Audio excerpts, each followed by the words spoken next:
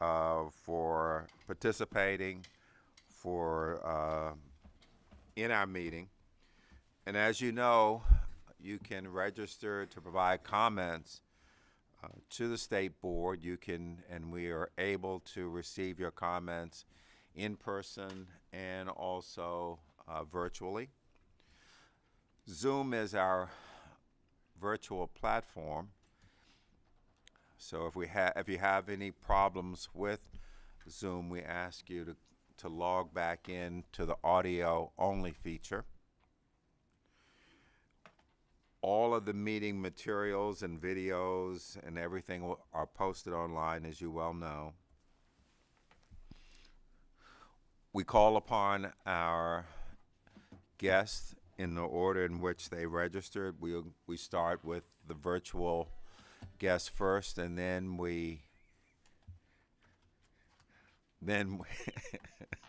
this is going to be a great day. This is just going to be a great day. Then we come to our guest here in the room.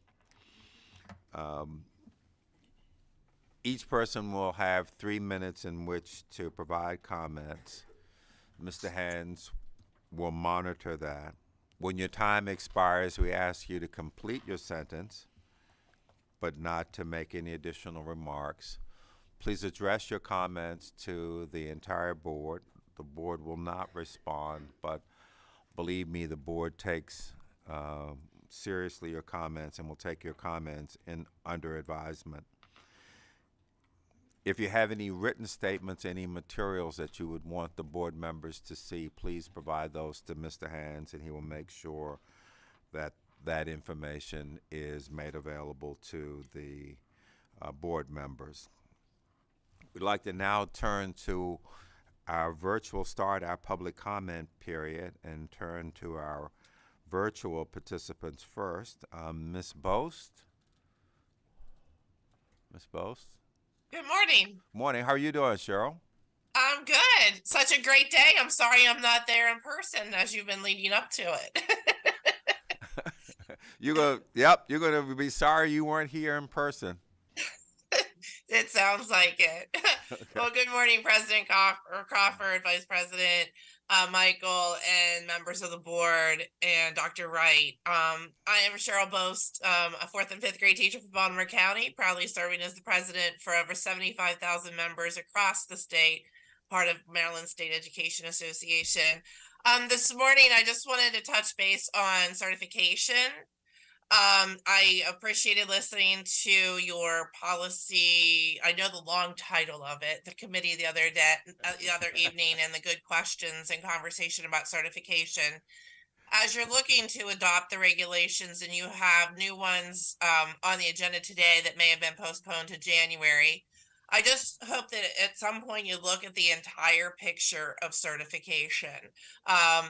There's been lots of good things happening in those regulations for certification when it comes to conditional teachers and looking at alternative pathways, while trying to keep a balance between high standards about removing barriers, especially barriers that disproportionately impact educators of color or candidates of color. As you look at the regulations that were originally proposed today to be published about national board certification, and if you're in an ELA subject, you must first prove that you have done all of the science of reading by either taking a test, the coursework, and everything before you can even get into the national board. We think this is an additional barrier set on only a portion of the population seeking national board. Science of reading is great. Everybody's doing it across the state. It can be a certification requirement for everyone, really, who's working in our schools. But to make it now another barrier to reach national board certification could impact even lifetime earnings of those who are trying to go up the career ladder, while others can excel faster then they have to meet these additional requirements. So we provided public testimony on this issue, as some of our other local presidents did. Something to look at, again, as you look at everything in the aggregate. Are we setting up any undue barriers for some of our candidates? So happy to talk further about certification. I really love the group that's put together to put a focus on legislation, policy, and some of the certification items. I look forward to seeing many of you during the legislative session as we come back in January. And I'll make my time brief and just say I hope you had a great Thanksgiving and have a great winter break. And I want everybody, including all of our educators, to turn off during the winter break and rejuvenate. Thank you and have a good meeting. Thank you. Thank you very much. We appreciate your comments. At this time, we'd like to recognize Ms. Seroff. Good morning. Good morning. How are you doing? I have a cold. Oh, okay. Something going around. Nothing Okay. big to worry about. Okay. I have spent a great deal of time within the past week catching up, and I wanted to bring the board a little bit of a report. So good morning. Morning. And I hope that everybody has had a good Thanksgiving and a good few days to rejuvenate. And now that everybody is back, I want some focus on how we are going about getting our special education students into a least restrictive environment. I know that there is a big push, and I applaud that, but I'm a proponent of doing that correctly. And we are not doing it correctly in a lot of places. And I'll give you for instance, last week I was in a high school classroom in Anne Arundel County, and I was observing my client and some other students in the room in a history class. And what struck me was the teacher was making an effort, but the pace of the class was too fast. What are we rushing for? I know we have learning loss, but putting these new expectations on teachers to cram more material into a shorter period of time is hurting the education of the students in the classroom, all the students in the classroom, not just the students with disabilities. And this is not the only place that I've seen that. I was in another classroom on the elementary level last week in Baltimore County, and I was seeing the same thing, that teachers are rushing to get the curriculum done because that's how the curriculum is set up. And it's not just one county, as I'm saying, it's everywhere I'm going. And this is a big concern, that we're cramming too much information into these kids. They're not going to learn it. We have to give them time to process and time to come up with questions so that they can really understand the material that they are learning.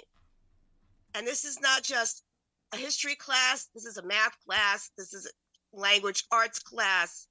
We really can't be cramming information and pushing these kids to move faster. They're not going to learn the information. So what I'm encouraging the board to do is go back to the school systems and talk to them about the curriculum. Okay. Yes, it's important. Thank you. But Thank you. Thank you very much. We do appreciate your comments again. Thank you so much. you're welcome. I'd like to recognize Mr. Hudson. Good morning, President Crawford, members of the board. How are you? Dr. I am well, sir. I also have a cold, so there's definitely something going around this time of year. Thanks for the opportunity to speak to you again. For those of you who don't know me, my name is Bill Hudson. I'm the Executive Director of the Family Child Care Alliance of Maryland. In 2020, with the support of MSD, the Alliance created a program that's now known as the Aspire Pre-K program. This program has a singular focus, which is to expand the number of high-quality pre-K programs in qualified family childcare homes in Maryland. As of today, we have over 50 programs across 18 counties. The benefits of the Aspire program come into sharp relief when you consider two factors. First, licensed family childcare providers, according to the national data, work an average of 60 hours a week as both caregivers and small business owners. Second, pre-K teachers and LEAs have a vast network of support systems and staff to help them so they can focus on their primary function, teaching. By contrast, most family childcare providers work alone with little outside support for the myriad of tasks they're responsible for. So the Aspire program was designed to help level the playing field so that family childcare providers have the support they need to create and maintain high-quality pre-K programs. We accomplish this through weekly coaching by experienced educators, managing the paperwork associated with the pre-K grant, and providing the administrative interface to school districts and MSD on behalf of the educators. All of this so they can spend more time doing what's most important, teaching our youngest learners. Over the last 2 years, we've been asked many times if we provide a similar program for childcare centers. The answer is no. The reason we get this question is, according to Chris Push of the Maryland State Childcare Association, the vast majority of childcare centers in Maryland also need help participating in Maryland's pre-K program. While they have more staff than family childcare homes, centers are often operating on minimal staffing, and the director is pulled in a myriad of directions. Like family childcare homes, centers can also use help getting into the pre-K program, managing the grant paperwork, and the coaching support needed to develop high-quality pre-K teachers in their programs. The demand for this type of support has grown so loud, we are working with the Maryland State Childcare Association to explore ways to create this type of support for childcare centers. My request to you for this morning is for the Board of Education to consider supporting the creation and funding of a statewide network like the Aspire program that supports both childcare centers and family childcare homes. I believe such a network could coordinate the enormous capacity that exists in Maryland in the EC sector and could accelerate our achievement of the goals set forth in Pillar 1 of the blueprint. So thank you for your time and consideration, and I hope you all have a wonderful holiday and Christmas. Thank you. Thank you. At this time, we'd like to recognize Ms. Gardner. Ms. Gardner? Good morning, Chair Crawford, Vice Chair Michael, and all members of the Maryland State Board of Education. I am Shamoya Gardner, coming to you live from United for Childcare and representing Strong Schools Maryland. You all have a copy of our written testimony. There are just 4 issues we'd like to bring to the board and the public's attention today. First, as you all are considering the finalization of your legislative principles, please review principle number 3, as we have concerns about the clarity of the language and believe that it's an opportunity for the board to be more innovative and forward thinking, as opposed to shying away from what we know is a very necessary investment in education, even as the state faces difficult financial times.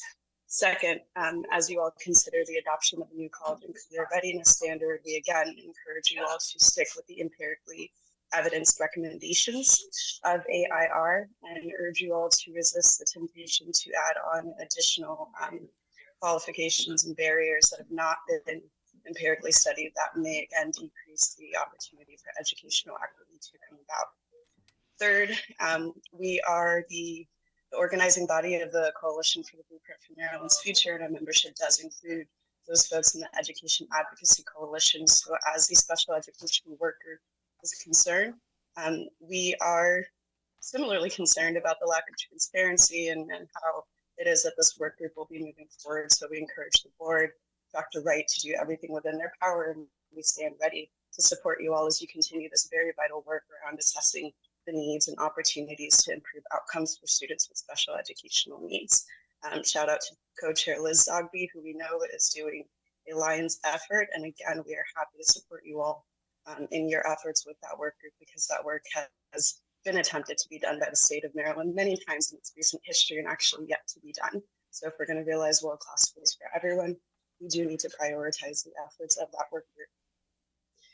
And finally, session 2024 is around the corner. There are all kinds of groups coming together to spread disinformation about the blueprint, and county governments who are considering pulling back from the investment. And so you all as a state board are not elected.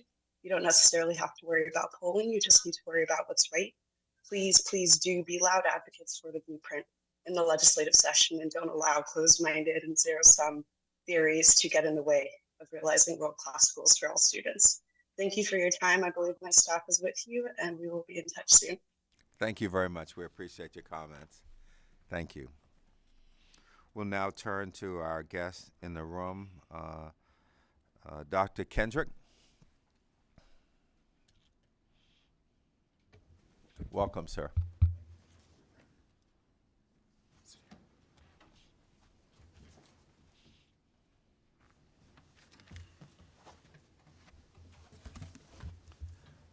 Good morning, members of the board. My name is Dr. Kevin Kendrick, and I'm an evaluation specialist for Prince George's County Public Schools. And I'm here today to talk about the way that data are reported at the state level. And I specifically want to reference the MCAP report that came out in August of this year. So an area of concern about how data are reported has to deal with the way that districts are ordered by percent proficient. Now, the problem with this method of reporting data is that it doesn't take into account the differences among school districts. So take Prince George's County, where I work. 70% of the kids who took the English Language Arts assessment in 2023 received free and reduced price meals. 23% of these students were English learners. Compare that to all other districts in the state of Maryland. The average was 47% for farms and 10% for ELs. Now, these are factors that we know impact student performance, and yet the ordering system does not take that into consideration and show that these factors are differently affecting student outcomes. A matter of fact, if you just look at the concentration of farm students by district and the performance, districts with higher concentrations of farm students don't do as well as districts with lower concentrations of farms. Yet the order does not take that into consideration. Now, I don't think the people who create the report are trying to rank and say this district is better than others. But the reality is when people look at this order, they're going to draw conclusions about districts based on what they see. Families might make these decisions based on what they see. Businesses might make these decisions based on what they see. So the question becomes, are we giving the public as comprehensive as a picture about the performance of students across our districts?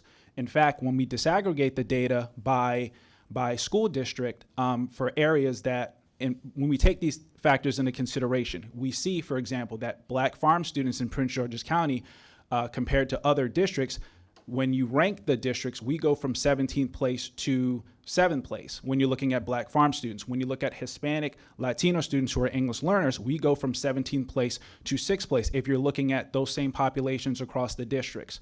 So again, the question becomes, are we putting out to the public the most comprehensive picture of performance, or are we giving them a limited story? So with that being said, I have a couple of recommendations of how data could be reported at the state level. Recommendation 1, there's no way that we can continue to report data by district and not control for these variables. We have to control for the variables. If you want to give overall percentages, that's fine, but what would this look like if these factors were more evenly accounted for among school districts? That order might change. That might be important to people to know.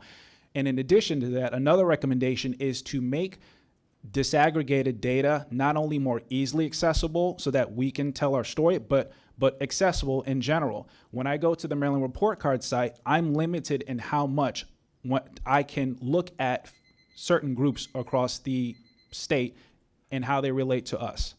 Thank you. Thank you very much. We appreciate that. At this time, we'd like to recognize Dr.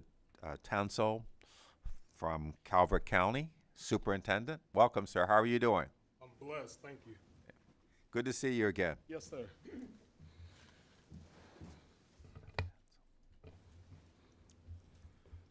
Good morning, Dr. Wright, President Crawford, and members of the State Board of Education. Thank you for the opportunity to be with you to share comments on behalf of PAZAM and the other local 24 superintendents. I'm Dr. Andre Townsell, Superintendent of Calvert County Public Schools. Also, I'm the President-elect of the Public School Superintendent Association of Maryland. And I see some familiar faces. I want to smile and wave, but let me just keep going. I'm happy to continue our monthly visits with the board as we work together for strong academic achievement and social emotional health for all Maryland students. Let me say this. Everyone say SEL, social and emotional learning. I'm just going to throw this here. The 5 core competencies of social and emotional learning. The first one is self-awareness. Second, self-management. Third, social awareness. Fourth, relationship skills. And fifth, responsible decision making. I just don't want to say the jargon. I want to unpack it. I have a few exciting PZAM updates I'd like to share. Last month, our president, Dr. Jeff Lawson, was here and kept you on pins and needles about our upcoming Superintendent of the Year award. I'm happy to share that Dr. Sean Bulson from Harford County was presented with this honor at our November retreat. And I'd like to give a special shout out to Dr. Josh Michael, who not only sat through the entire ceremony, but was gracious with his time and met with other superintendents through the retreat. And we have something in common. We're both former offensive linemen, so we know we hard workers.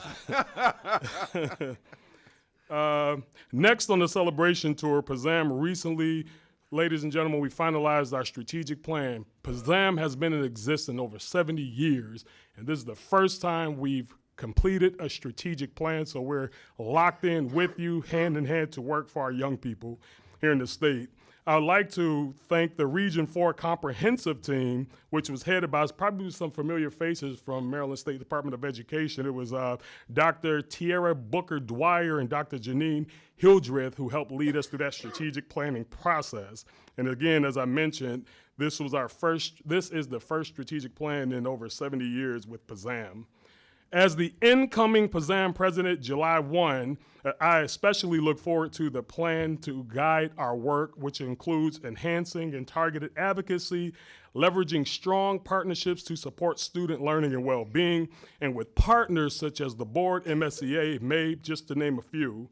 And we're going to continue our support from the new seasoned superintendents with professional growth experiences. We want to ensure that we're leveling up each other. One thing that PZAM does very well, we just started, this is our second year, an Aspiring Superintendents program also with Region 4, because I think it's best to try to train some future leaders to ensure great education for our young people. I'd like to give a special thank you to Mr. Crawford, who participated in our stakeholder outreach and interviews. So thank you for your support, and I'll park my bus on this. I'd like to congratulate my colleague, Dr. Mark Bedell, Superintendent of Anne Arundel County Public Schools. He's Superintendent of the Year from the National Alliance of Black School Educators. I had the privilege of celebrating with him in New Orleans on this past weekend. So thank you, and continue your hard work, and we appreciate you. Thank you, thank you. Thank you, members of the public. We really appreciate you coming and talking to us virtually or in person. We do take your comments very seriously. We take those under advisement. I'm just going to make a brief statement. I think we've all seen in the press the reports about the issues of funding and fiscal condition and challenges that the state apparently is facing. I think that our responsibility in public education is to be a partner, but also I think our responsibility is to make the decision-making process as hard as possible for the decision makers. And we do that by giving them a compelling argument that demonstrates that an investment in education matters, that we have results, that we can be counted on as partners to deliver those results. And I think, as you look at this, there are essentially 3 things that decision makers consider as they look at whether or not to give money to a group. Number 1 is, do they know you? And this is a question, I think, for all of us at every level in public education, at the state level and local level. Do they know you? Do the local decision makers know you? The second thing that has to be checked is, do they trust you? and trust is earned. So it's making commitments and delivering on commitments over and over and over and over again. And then the third thing that they take into account is, are you doing stuff that matters? So if I give you $1, can I count on you to invest that dollar to achieve things that matter? So I think, again, as we go forward in which may be a challenging fiscal situation, we need to be known, we need to be trusted, and we in public education have to be known as people who deliver on things that matter. So as we look at the initiatives that we have underway, if you think about what we've said in our resolution 2201, which essentially says we're all in on transformative opportunities and outcomes for all of the students in the state of Maryland. And we believe strongly that the blueprint and our strategy are excellent vehicles for achieving those results. So it's really incumbent upon us in public education to, again, demonstrate that we are doing stuff that matters. So I just wanted to say that we're getting ready now to go to our consent agenda. We have 3 items on our consent agenda. We have 2 sets of consent agenda. The first is the administrative items, and we'll pick up the second set of consent agenda items and explain that a little bit later in the meeting. So the items that we have on consent agenda for this morning are the approval of the minutes from October 24th and November 9th, personnel actions, and then budget adjustments for October 2023. Following our normal course of business, I'm going to say objection 3 times. Hearing no objection, the consent agenda items will be considered approved. Objection, objection, objection.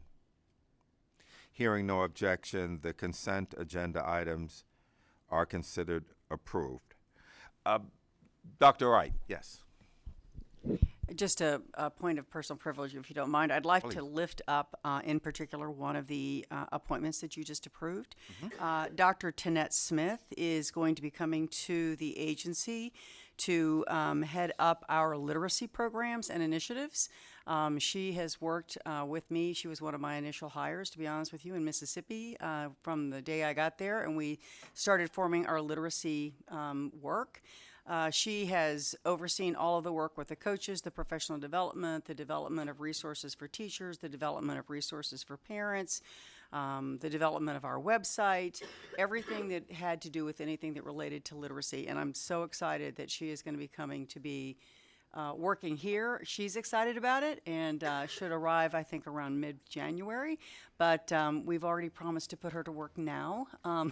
Yes, that's great. In That's her great. spare You time. now can do that. Absolutely. So I just want to say thank you for that, because I think that this is going to make a big difference for us inside the agency. So thank you.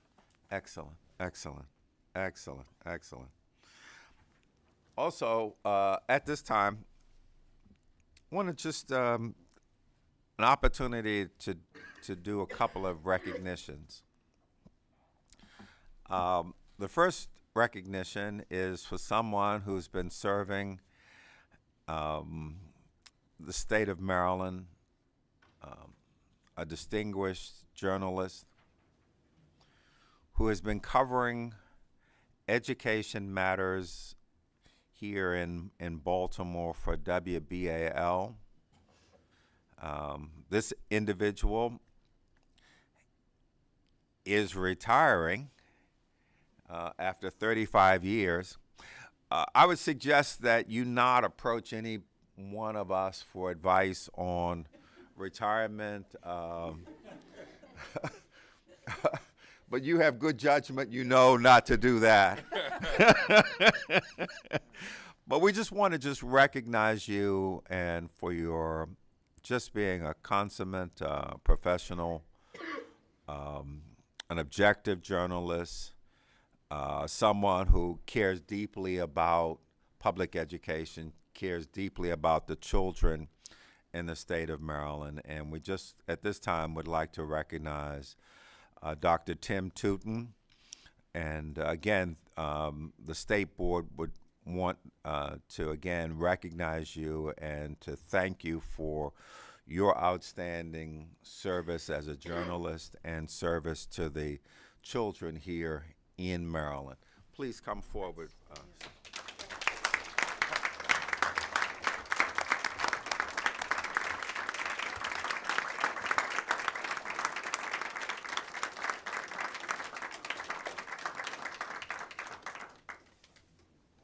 Want to just again thank you for everything, sir.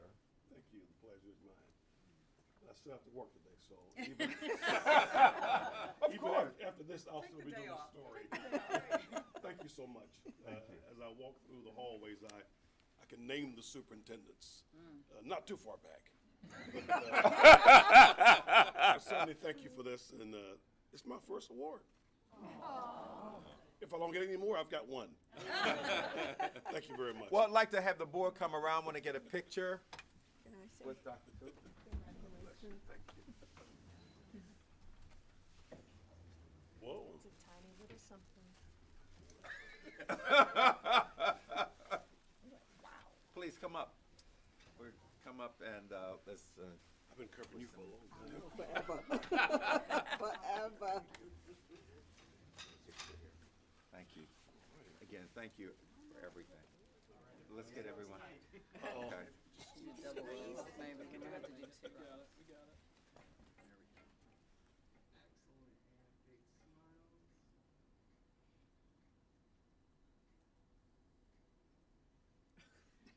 Whoa, more.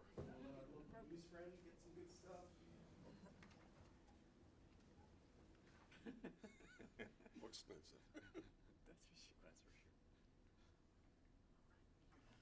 Okay. Thank you very much. Thank you. Let me get to work. Is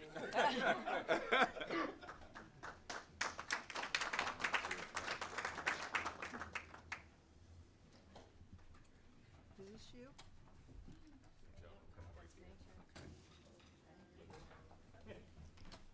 That was very nice. Yeah, he's a good guy. Would also like to recognize General Sumter.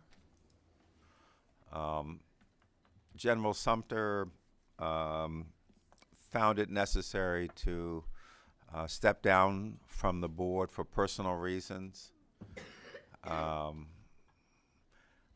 He will be deeply missed. He has spent a considerable amount of time. He was on a local board.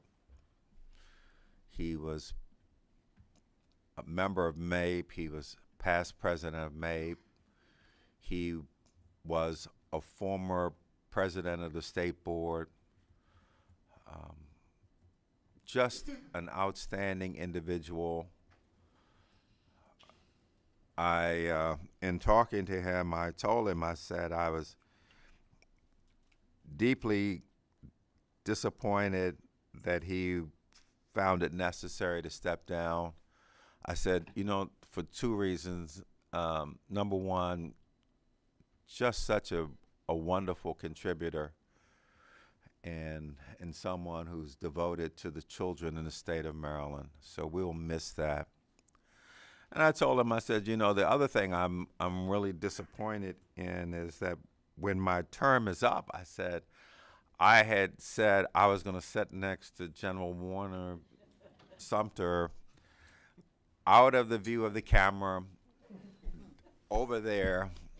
And so I'm still going to do that, but I'm going to feel pretty lonely not having General Sumter there with me. And I, again, want to just acknowledge him and, again, thank him for all of his support and leadership over the years and just caring for children and trying to figure out what is the right thing to do. So I want to just acknowledge him for that.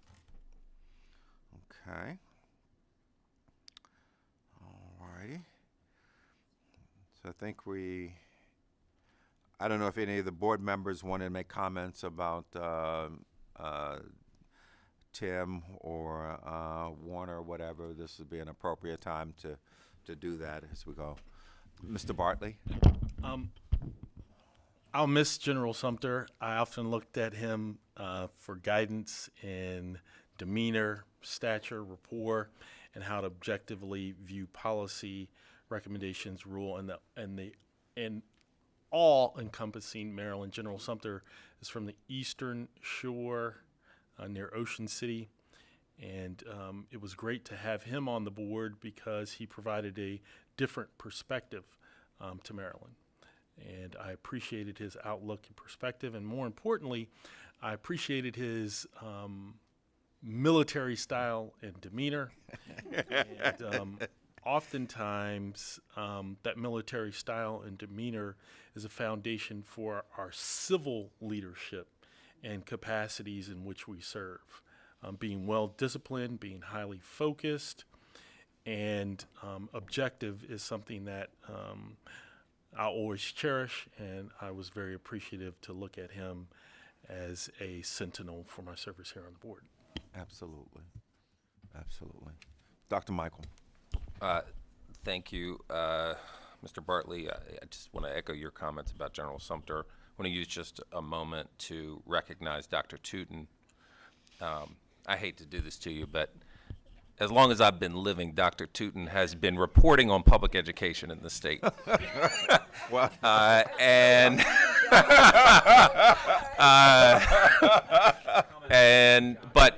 on a serious note, in a state that takes pride in public education, and when we look at what, quite frankly, has been a pretty remarkable, over a 3-decade span, improvement in what we consider to be public education in this state, there will be a group of people that will go down as being critical to that. And I believe Dr. Tootin will go down as being one of those critical people, because you have carried the message and kept on our minds at 5 o'clock every night how critical education is to our society, to our state. You have been carrying that message for a very long time. You are one of, in our region, the only solely education beat reporter over that period of time. And so as we come to take great pride in education in this region, in this state, you have been steadfast in that message. And so when we look back, you will be on that list of leaders in the journalism sector. And so I just want to acknowledge you, and it is your service will go down, I believe, greatly in how we as Marylanders come to understand our deep commitment to education. Your service is a critical part of that. So congratulations and thank you. Thank you. Thank you. Okay. Okay. All righty. Well, great. We're going to continue with our agenda, and we're going to now our stakeholder engagement segment. We're going to hear from the Maryland Center for School Safety, and we'll have Ms. Kate Bryan, Executive Director, and then I believe Dr. Caroline Walker from Howard County, I believe. Yeah, we have a slight change. Okay, all right. I'm not Dr. Walker. Oh. So we have Dr. Ridgely here today with me, also from Howard County. Okay. Let me see if I can get. We can handle change. We're flexible. Yeah, we do that pretty good. That's good. We do that every day. Oh, nope. I apologize. Wrong one. Oh, the bottom one. There it is. Computer glasses versus document glasses. Okay. And then here. Oh, sure. Sorry. There we go. And then just right there. Thank you so much. All right, good morning. Morning, how are President you? Crawford, I'm wonderful, thank you. Dr. Michael, Dr. Wright, members of the board, thank you for having us today. So I am Kate Bryan, I'm the Executive Director of the Maryland Center for School Safety. With me today is Dr. John Ridgely, he is with Howard County Public Schools. So we're going to talk a little bit about the Maryland Center for School Safety, and then Dr. Ridgely is going to talk a little bit about implementation of school safety measures at the local level. Please. Okay, so very quickly, I'm going to try to run through this as quickly as I can to leave time for questions at the end. So the Center for School Safety was originally established in 2013, was originally established in 2013. At that time, there was one individual. The agency was under the Department of State Police, and they were really charged with being a liaison between school safety partners at the local school system level and law enforcement agencies. Fast forward to 2018, and if you all recall, there was the passage of the Safe to Learn Act. So the Safe to Learn Act did a lot of things, put a lot of requirements on our school system partners and put a lot of requirements on our agency. In those requirements, it also expanded our responsibilities as well as our agency. So we went from an agency of 2 to now an agency of 15. But having even 15 individuals, we still have a lot of responsibility, a lot of requirements that are in statute that we have to ensure are taken care of, either our agency or at the local school system level.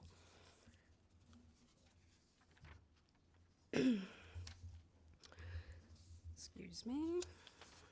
Too many papers here. All right.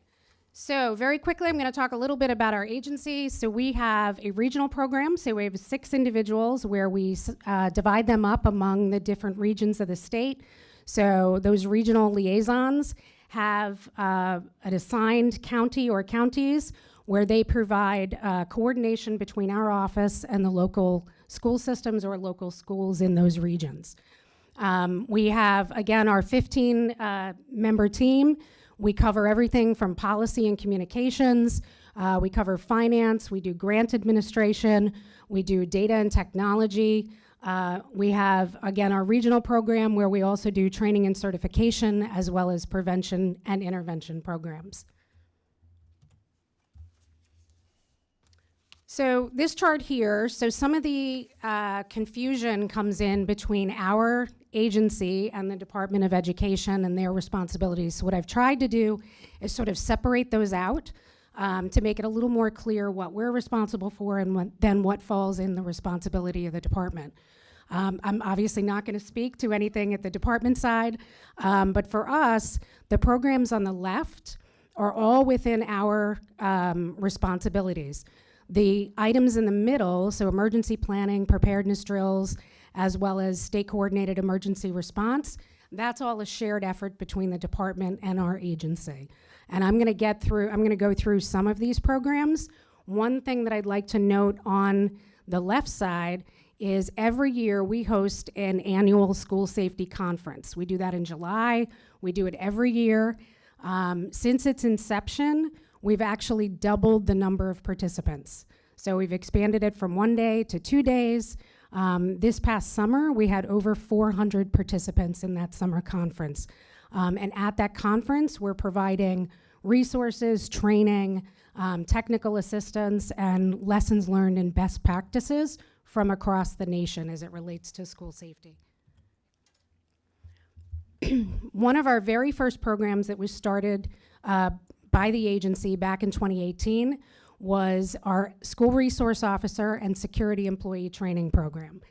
So that was a statutory requirement for our agency to develop curriculum that did not exist, develop objectives, get those objectives approved by the Police Training Commission, then develop the actual training itself, and then deliver that training to every school resource officer and security employee in the state of Maryland. We did that in the summer of 2019, where we trained almost 1,000 individuals. And that was exactly 1 year after the passage of the Safe to Learn Act. And just to put it in perspective, it took us about 6 months to get our entire team in place. Our training is actually taught not just by our team, but also we bring in subject matter experts, both local and state level organizations to help us deliver these 31 content areas that we give to, again, school resource officers and security employees across the state. So this is an area, planning, assessing, and preparing is where we do a lot of coordination with the department. So as you know, the department is responsible for developing the planning guidelines. The last revision was done in 2019. So the statute requires school systems to conduct facility assessments of all of their individual public schools in the state on a regular basis. We then get summaries of that information. We use that information to inform some of our school safety initiatives, where we might need to put grant funding, and then we also share that information with the department so that the department can update their emergency planning guidelines as necessary. So what I didn't note on the last slide is emergency plans in public schools in Maryland are protected by law. What isn't protected and shouldn't be protected is the response protocols that school systems use during an incident or event, right? So we want our students, we want our staff, we want our parents, we want our community members to know what those procedures are, regardless of what the emergency is. So it's very important that once those plans are developed, that the school systems share sort of what procedures they're going to be following in response to various hazards and incidents. So the state requires school systems, and these are department and board regulations, requires schools to conduct emergency drills. So they're the emergency plans that are developed in the state. So we have 6 regional staff that collect, review, and provide comment on over 1,400 emergency plans in the state. So we collect an emergency plan from every public school, and our team of 6 reviews those plans and provides comments. What we can't tell the schools and the school systems is how effective those plans are. There's only one way to know how effective a plan is, and that is to test it. And there's 2 ways to test it. You can test it in a real-world emergency, which is not what we all want, right? Or you can test it through practice. And there's a couple of practice ways to do it. Again, there's the drills that are required under COMAR, but there's also an opportunity for schools, school administrators, and school staff to participate in other types of exercises. What we heard from our school system partners is that their ability to sort of create these scenarios and develop questions and do the coordination of running additional exercises like tabletop exercises was incredibly cumbersome for them. So what we did is we developed, right now we have a catalog of over 36 exercises on our website. They can be done in about 10 minutes. We actually have quite a few of our school systems already who are using these on a regular basis. We have a school in Washington County that actually has been running these weekly exercises all last year and uses that data, right, does an assessment afterwards and determines what additional training her staff may need, what additional resources, what changes to their emergencies and their plans might need to be made. So the law also requires, so I mentioned earlier, the one way is to test the plan, the other way is a real world life incident. So the Safe to Learn Act requires that every school system in the state can report to us any critical life-threatening incident inside a public school. So what does that mean? They have to provide us notification of that incident. They have to hold an after-action meeting and invite us and invite all of the individuals who would have been involved in that incident. They need to complete an after-action report and submit that to us. And then we compile a summary of recommendations and lessons learned that we then report back to the General Assembly and the Governor's office. So these These timelines are in regulation, the process is in regulation, and we use the information we glean from these after action reports to really help us identify future priorities and find other ways and other needs that local school systems might need or might have. One of our other major programs in the state, so I don't know how many of you are aware, but the state has a statewide school safety tip line. So an anonymous reporting system, so this is a mechanism, it's available to every public school. And right now we have over 250 private and non-public special education facilities that are participating in this program. It's an incredible resource. It's available 24/7. It has real live people that actually answer the tip line. So we've partnered with the Department of Emergency Management at the state level, and their folks in their watch center actually answer this tip line 24/7 every single day. And then when those tips are received, they are sent to an individual school or school system to the group of individuals that they have identified for follow-up and closure. And then our team does work on the back end just to make sure that the tips are being processed and the tips are being processed and they're being closed out accordingly. So one of the other requirements of the Safe to Learn Act was that the School Safety Subcabinet, which is our governing board, develop a model policy for the state on behavioral threat assessment teams. So that was completed in 2018. We gathered data from our partners in Virginia under the Dewey-Cornell model. We gathered information from the U.S. Secret Service National Threat Assessment Center, and we finalized that policy in 2018. Immediately following that, all 24 school systems adopted a local policy that modeled the model policy. In 2022, we started working with a small work group of individuals to provide better guidance and resources and information to the local school systems. So in 2023, in the beginning of this year, we published the Behavioral Threat Assessment Implementation Guide. So that's available on our website.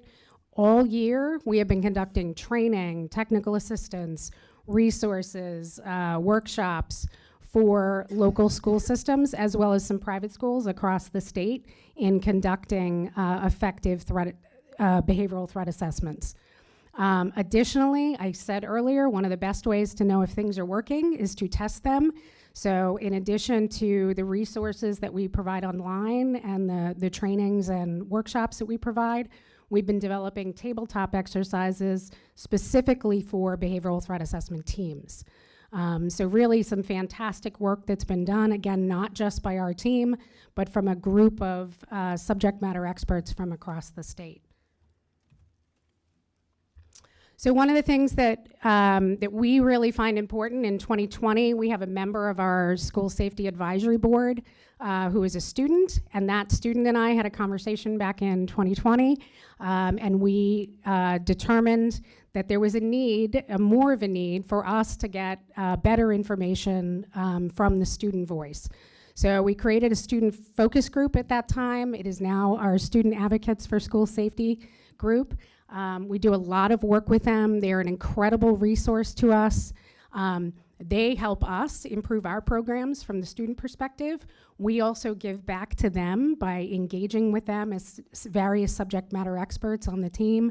Our team includes folks with law enforcement experience, emergency management experience. We have an educator. We have a school administrator. So we have a really nice mix of individuals on our team, and so we're able to give back to them the same way they give to us. One of the initiatives that the advocates did for last year is Mix It Up Maryland. So that was an opportunity last February for schools to develop programs and initiatives that would allow students to engage with students they don't normally engage with. So it was a huge initiative by our advocate groups, our student advocates. We're going to do another one in February of this year, so we're very excited for that. The student advocates have also created resources for students across the state to be able to create local school safety clubs. So that's really fantastic. Again, they are taking ownership themselves, and they're putting together some really great resources to be used at the local level.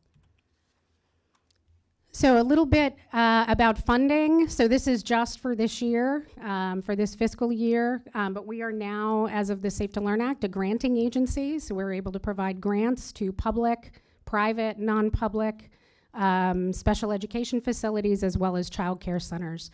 So the first two, we actually administer 2 grants for the Interagency Commission on Public School Construction. The first is for public schools. For this year, it was funded $10 million. It's for school safety and security, mainly equipment, could be construction-related vestibules, for example. We also administer on behalf of the IAC the non-public school security improvement grant. That was not funded this year, but it has been funded in the past. And we still have 2 years of open grants where it was funded about $3.5 million.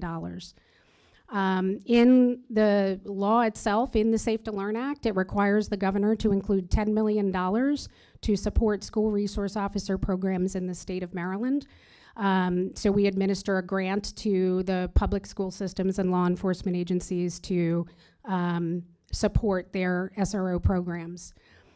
We have a school safety grant this year, an evaluation grant. It's $3 million. That's, if we go back to facility assessments, those facility assessments that schools need to do, this helps them to be able to do that, and then also correct anything that they identify that comes up in those evaluations. So if they've identified broken equipment or any vulnerabilities, they can use some of that funding to make those corrections.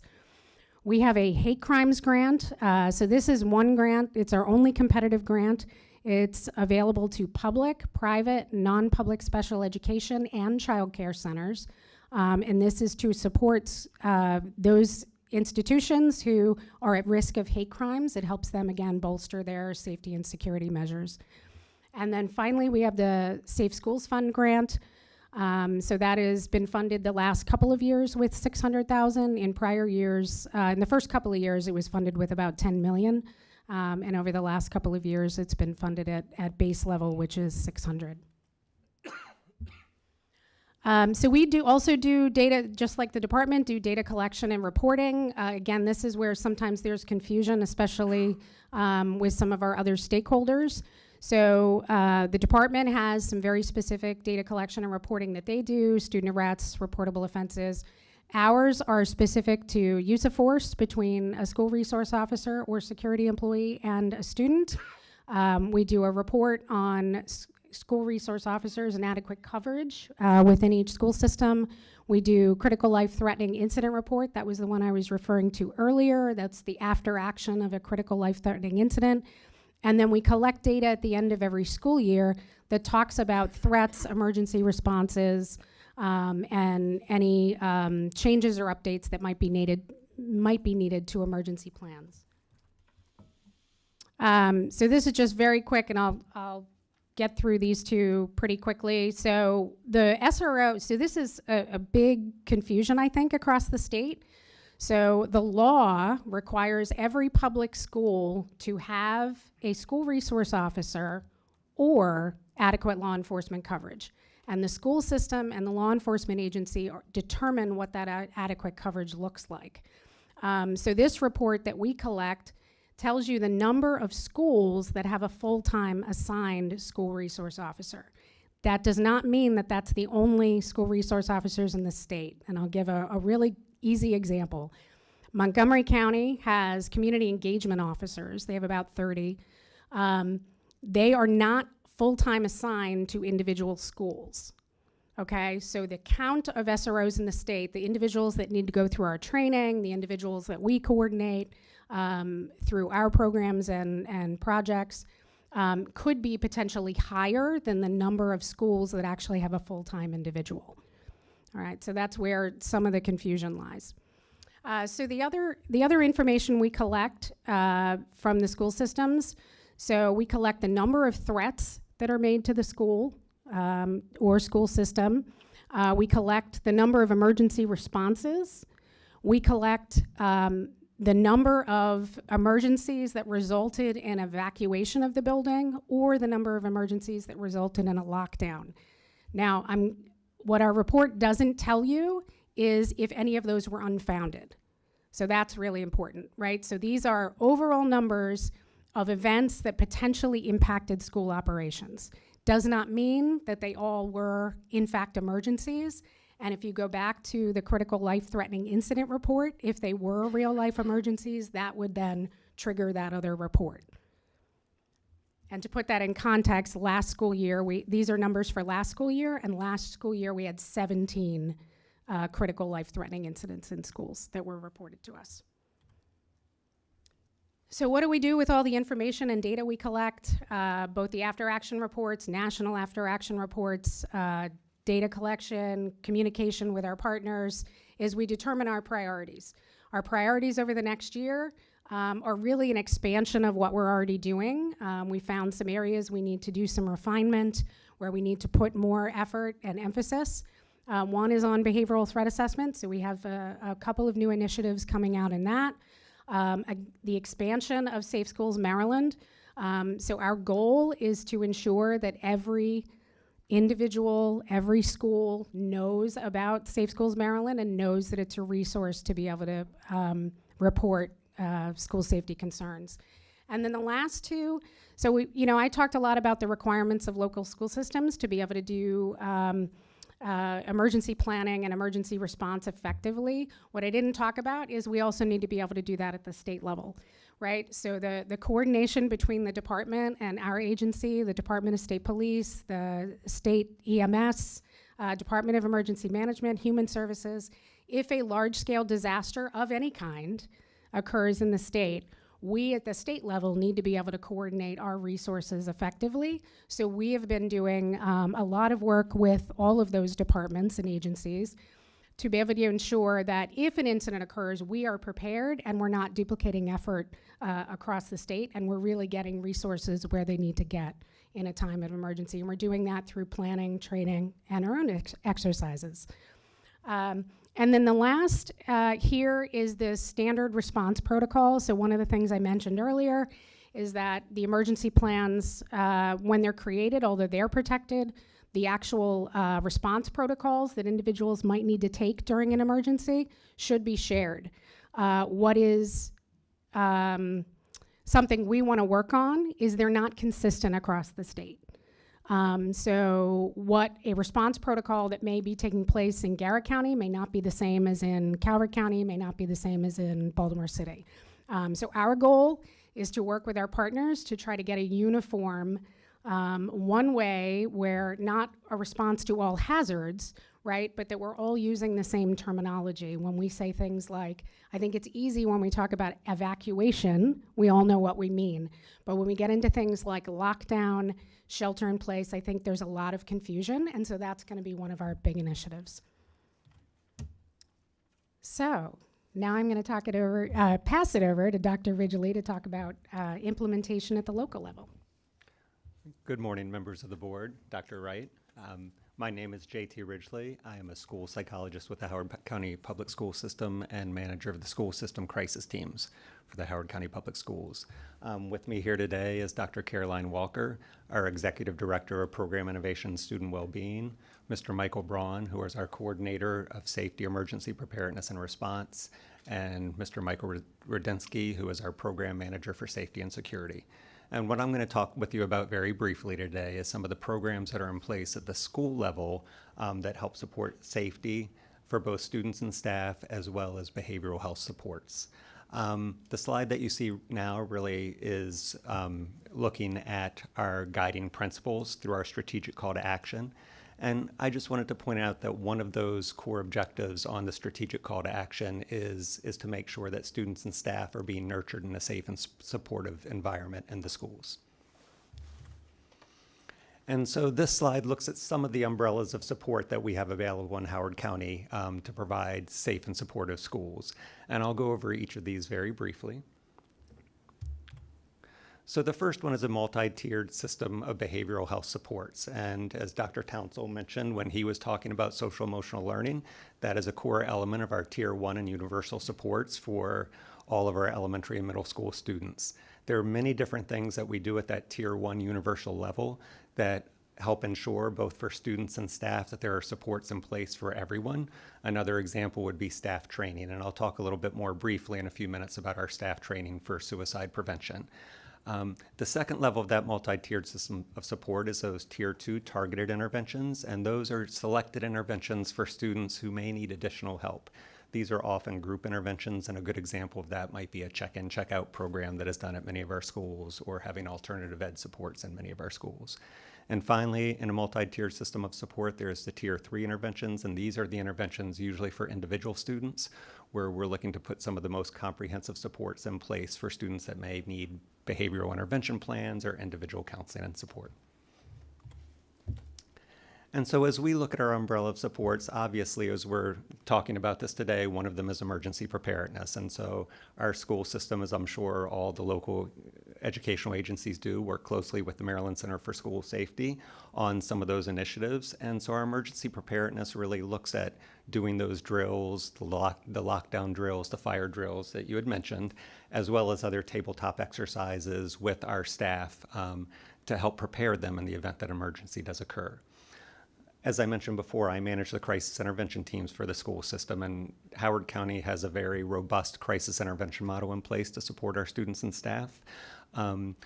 We have since 2001, we've trained every school-based team in our county. We offer trainings every year for our school-based teams multiple times a year, so they are prepared before a crisis occurs and have training and plans in place. And then we also have a district-wide team that can help respond to schools if there is a crisis that the school-based team feels that they need more support than their school can provide.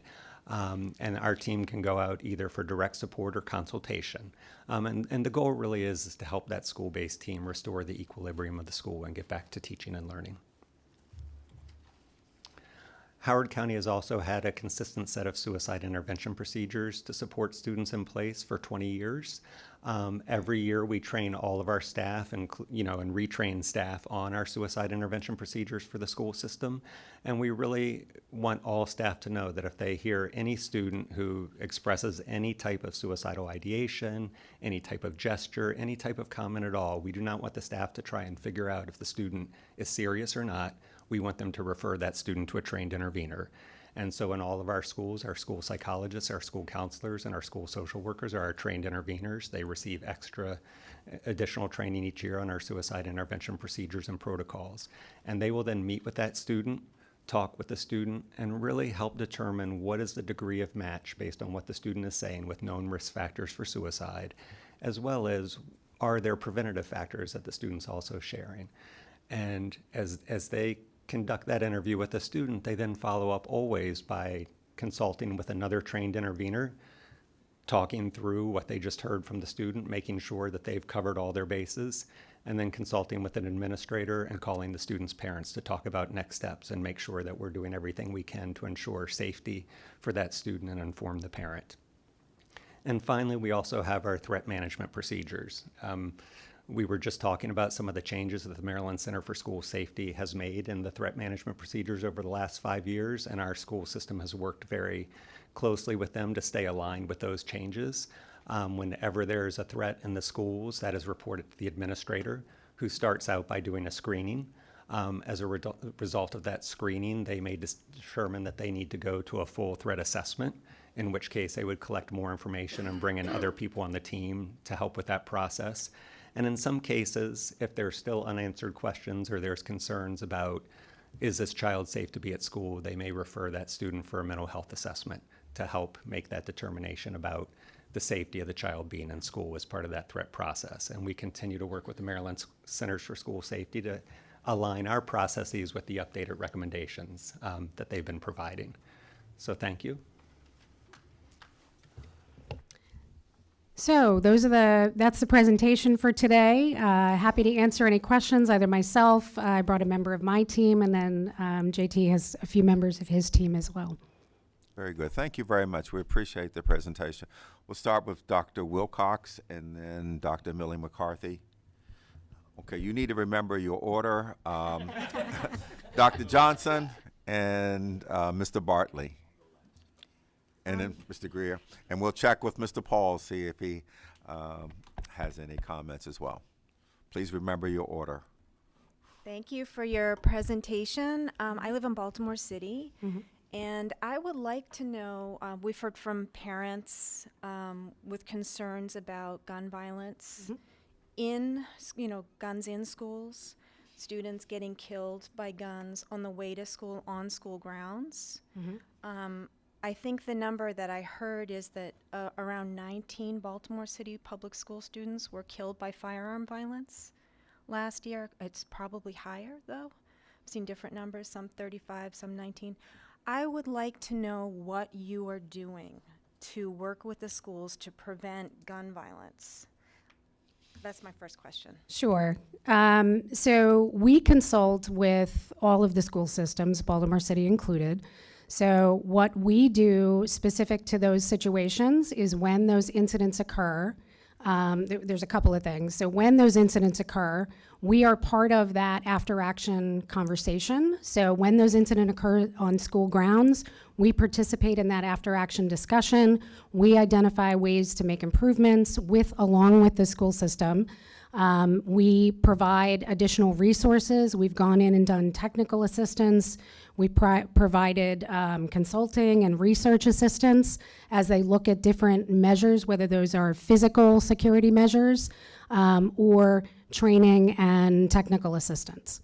What are you doing more upstream? A lot of what you're doing is waiting till something happens, till someone's killed, and then dealing with it then. We want to know what you're doing upstream to prevent these incidences from happening. So all of those things are happening, and I will let the school systems also speak for themselves, but for us, what we're doing is we are continuing to provide those resources upstream. There's 2 key programs that we have. So it is the National Threat Assessment Center, the U.S. Secret Service, has said and reported that of almost every tragic incident that has occurred, someone knew. Someone knew ahead of time, someone knew it was going to occur, and someone didn't report it. And so there's 2 things that we have. The first relates to Safe Schools Maryland. So that's our anonymous reporting system. We have a mechanism, again, available across the state for individuals to report safety concerns that they might have. So if they believe something's going to happen, they can report it to us, and they can do that anonymously. How many people use that anonymous tip line? Neither one of my students, high school students in Baltimore City, know about the tip line. Neither one are aware. So can you let me know, can you provide some information on the utilization of the tip line? Yeah, so over the last 5 years, it's been around for 5 years, so very new the first couple of years. Since inception, we've had 3,000 reports. Unfortunately, at our level, right, at the state level, there's only so much information we can provide. That additional knowledge about the resource that is available really comes down to the individual schools and school systems. So we have school systems who have flyers in their schools every day. My kid's school, she was at an elementary school the other day doing some service hours work, and there were pictures of Safe Schools Maryland all over the walls. So it's a coordinated effort between our office and the local school systems to be able to promote Safe Schools Maryland. And then specifically on prevention, we provide technical assistance related to prevention strategies to school systems, to school resource officers, which in Baltimore includes the Baltimore City School Police, and for individual school staff. And then I don't know if you want to hear at the school level what they're doing to prevent those types of incidents.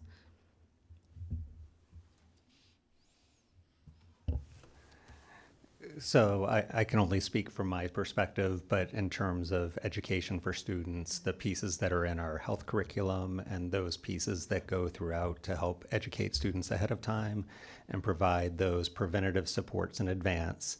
And then, obviously I already mentioned that we have different teams in place to help support students after a trauma does occur. I don't know if anybody else wants to add anything.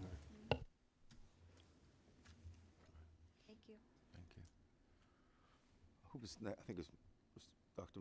Millie McCarthy. I believe you're next. So, So I have two questions. One, which is not, well, both. They're very different questions. The first one involves non-public school security improvement funding. So as a board, we should be concerned with the safety of all children, whether they are in independent schools or whether they are in public schools. But when we talk about funding for children who are in the public school, you have non-publics who serve children who are public school children for whom FAPE is provided in that non-public. And so basically what's happening is not only are all children in the non-public sector, but children who are public school children not being helped with the lack of funding. So I'm very concerned about that. I understand that you don't make the funding, but I'm very concerned, and I think as a board we should be concerned with the safety of all children in this state. So I find this very concerning. And so that's just a statement. Understood. The other thing is I want to follow up on Dr. Wilcox's concerns, and I want to go a little deeper with there are many children who are afraid to go to school. There are many children in our public schools who won't use the bathrooms because they are so unsafe. So there are children who don't have difficulties with anxiety, but children who do have difficulties with anxiety, and some of them are systemic and some of them are situational with their environment every day. And so I understand what your purview is, but I think as a board, we should understand that there are many children who go to school afraid. And so it's another statement that I think I need to make. And perhaps as a board, we think about how we investigate that information further. Thank you. Thank you. Thank you.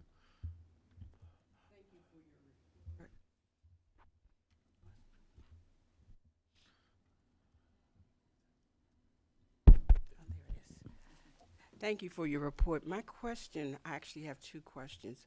One, you've shared with us the information of your agency, but you haven't shared with us the impact or the data that proves that, I don't want to say prove, but this shows the effectiveness of what you're doing with your agency. That's my first question. And the second question is that you talked about you collect data and then you determine your priorities. What happens with those priorities? How does it feed back to the schools? Yeah, so one of the things we do, so we've, again, been around for, in this capacity, we've been around for 5 years. Actually, I started with the Center for School Safety exactly 5 years ago today. So what we do every single year, every program that we have, is we do a full assessment of how that's working. So we look at, for training, we look at the evaluations we receive. For our school summer conference, we look at the evaluations that we receive. We talk to our stakeholders and our partners. We pull that data and we determine, we look at website traffic, right? If we're trying to determine how many individuals are using our tip line data, we look at how many individuals may be using our tabletop exercises. We gather feedback, we have evaluation forms. So we do that assessment every single year. I would love to sit here and tell you I have definitive data that tells you the efforts that we're making are making a difference. I can't do that today. Again, we're 5 years out. 2 of those years we're in the middle of a worldwide pandemic where schools, many schools, were closed throughout the state. What I can tell you is our most recent 2023 annual report, which will be published on our website this month, includes a lot more details, a lot more resources, a bit more data. But our goal in coming years is to do that assessment, right? To look, to determine, to work closely with the department on the data that they collect, to see collectively with that data if we can see any trends in situations getting better. I think one of the things that our president talked about was to make sure that what we're doing for kids is effective. And that's how you show if it's effective or not. Absolutely agree. Thank you.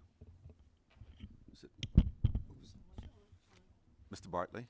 Thank you for your presentation. I appreciate the information. I know at the end of the pandemic in Montgomery County, where I have 2 students in school and a spouse who teaches there, the SROs work. There was a time where they made the decision not to have SROs in school, and it proved to be ineffective, and the county executive took immediate action to reinstitute the SROs. And speaking from my personal experience and the comments of my own children and the neighborhood children, they feel safe and secure when there is a student resource officer in the school. And as a parent, I have a peace of mind that an SRO would be in the school in the event of not only offensive activity amongst the student population, but the threat of outside interference on the campus. So I appreciate your presentation, and I'm hopeful that the grant of $10 million can be increased, and I'm also hopeful that Montgomery County will continue to be a benefactor of some of those funds. Thanks.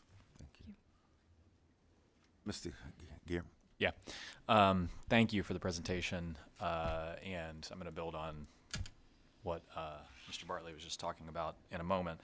My daughter came home, she's 9, last week for asynchronous work, and I was fortunate enough to be home with her to work on it. And one of the activities that she was doing was an ELA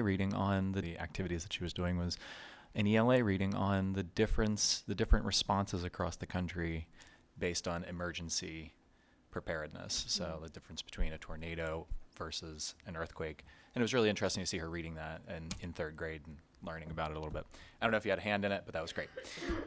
So when a community member, like a parent, sees that, as I dug in on the data a little bit, there's only 3 LEAs across the state that have adequate coverage, according to this year's data. No. So every school, every school in the state has adequate law enforcement coverage. So not every school in the state has a sworn law enforcement officer assigned to that individual school. So that's only 288. Got it. I was looking one layer in on your website, and I noticed a report that says not all LEAs have adequate coverage. No, not all LEAs have a assigned school resource officer to every public school in the state. And if it does say that, please let me know, because we have to make a correction. Yeah, I'm just looking at the table. I don't want to get caught here, but we should look afterwards. Okay, absolutely. Okay, because I'm probably reading it wrong. But anyway, regardless, the big question is, if a community member notices something that's off in terms of adequate coverage, or notices something that's happening at the school, for instance, as Dr. Wilcox noted, if there is a credible threat and they're worried about something, and they make a note to the tip line, what can they expect as a follow-up? And what can they do if they feel like the response isn't what they need or what they expect, or it's not following the protocol? Sure. So the tip line itself is anonymous.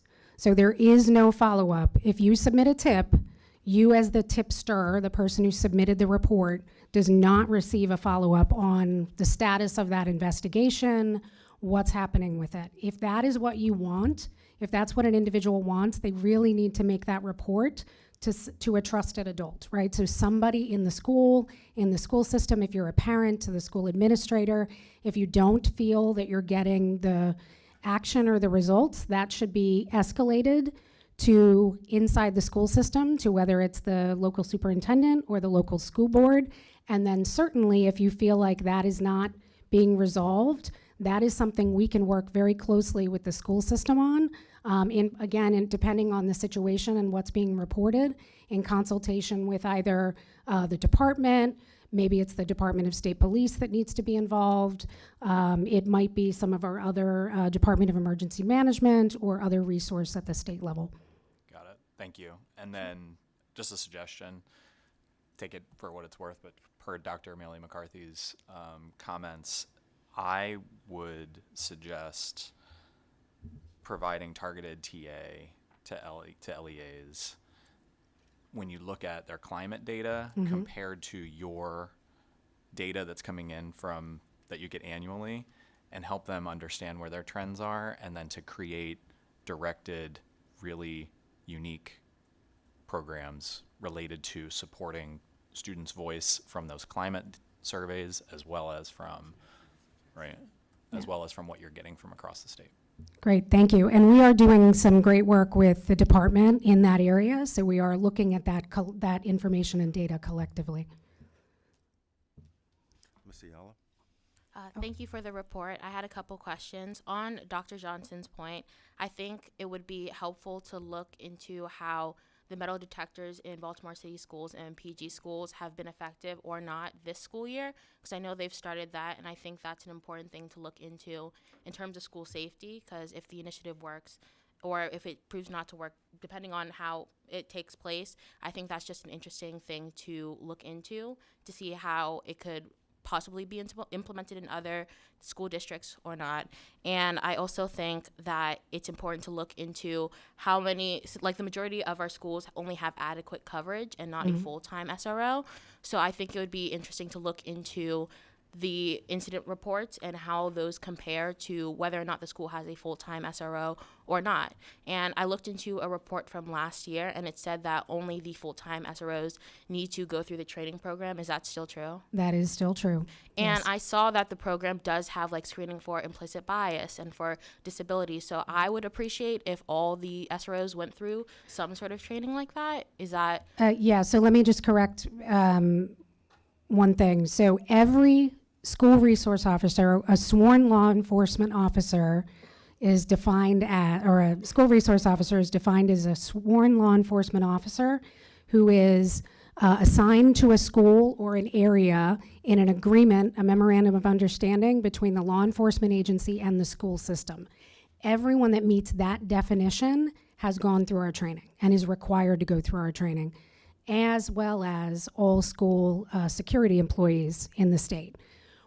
Who is not required are those law enforcement officers who are providing adequate coverage. So those are potentially, they could be any number of individuals. I'll just give a quick example. There's a law enforcement officer who's on patrol and just happens to swing into the school and just check in and say hi or drive through the parking lot. That individual, or even if they're called for service, that individual, if they're not an SRO, by definition, they are not required to take our training. Got it. My concern is just with, like, if the police officers interacting with students in general, I would appreciate if they had the same training as somebody who's in the building full time, because either way, they're still interacting with students. So that's just my take on that. And I also wanted to make a suggestion as well on Dr. Hawley's point, Ms. Hawley's point. I wanted to suggest maybe the student advisory could work on a resource, some sort of flyer that we could distribute to the school districts, because as students, we know what posters we'll look at and which ones we won't. And again, it's a situation of we don't know how to report. This is the first time I'm hearing of the tip line.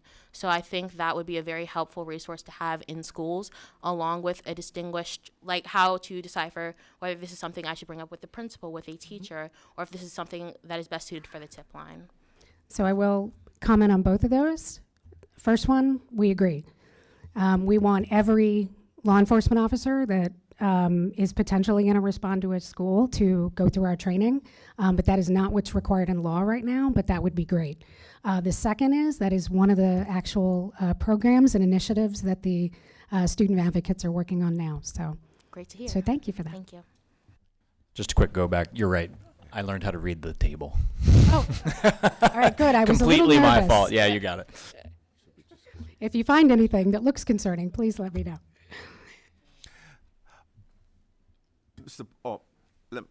Ms. Chang, and then I just want to check with Mr. Paul to see whether he had any comments. Yes, Ms. Chang. Thank you so much for the presentation. Yeah, actually, I have a couple of kind of thinking in my mind. I just want to spell it out.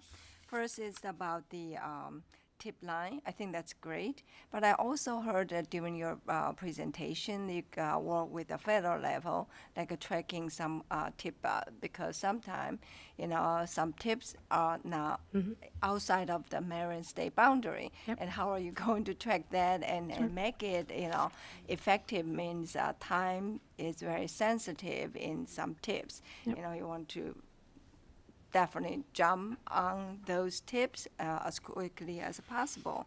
So that's my first question. The second is I saw the PowerPoint slides. 16, you have a couple of numbers of different emergency reporting incidences and numbers. How about the hate bias? I don't see that. Are they making up here, or they're like a zero per se? That would be good to know. Okay. So this is actually a really easy answer because the answers are combined. So one of the things that the Safe to Learn Act did is it co-located our headquarters within the Maryland Coordination and Analysis Center, and that is the State Law Enforcement Fusion Center. So it's federal, state, local law enforcement partners working together. So the first, your first question related to the tip line and if we get tips from outside.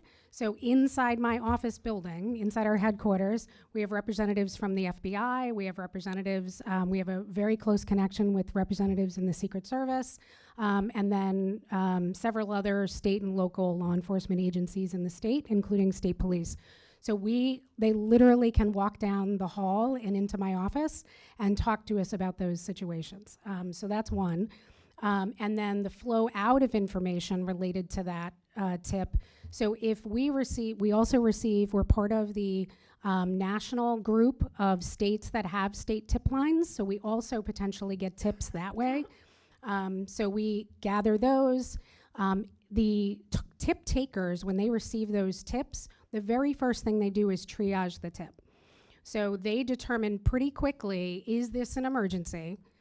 And if it's an emergency and potentially life-threatened, they get on the phone with local law enforcement, the Coordination and Analysis Center staff, our folks. So we get a very quick response so that any sort of investigation can begin immediately. So your question about hate bias, that data is collected by law by the Maryland State Police through the Maryland Coordination and Analysis Center. So again, the individuals who collect the hate bias data, we actually are co-located with them. So we see that data oftentimes before the report is even published. So we collectively work together. Actually, the director of the MCAC and I both serve on the Attorney General's Hate Crimes Response and Prevention Commission that just started this year. So we've only had one meeting, but we're looking forward to some more resources and support related to hate crimes and hate bias incidents. Thank you for the information. You're but welcome. Do you have a rough number per se? I don't have the school number, but I will definitely get that to you. I'll get that to Mr. Hands, and he'll get that. He'll get that. Thank you very much. Sure. Let me check with Mr. Paul. Mr. Paul, do you have any comments or questions? Nothing here, Mr. President. Thank you. Thank you. I attended a few years ago a day of the SRO training. It was very good. I thought it was very good training. I think this is a matter that around school safety issues is probably something that we as a board want to put a pin in. Mr. Hands, we need to perhaps have some additional conversations about what we've heard and to look at maybe there's some other things that we can do from a board's perspective. You provided a lot of very good information, but I think this is something that we may want to circle back at some point, maybe do a little bit deeper dive and look to see whether there are some things that we as a state board should be doing or could lean forward to support efforts that are already underway. Again, thank you so much. We appreciate it. Very good presentation. We're going to take a 5-minute break at this time and then come back. And again, thank you so much.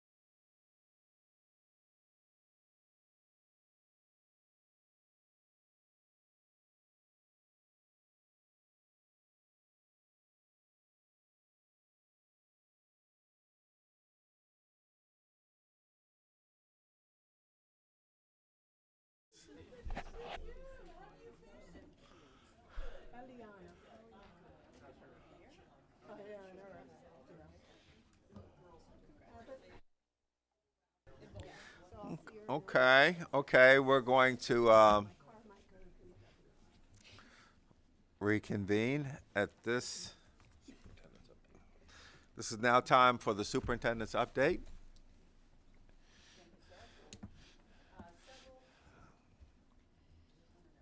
No? Now it is. There we go. So the first thing I want to talk about is just a real quick thing around the blueprint.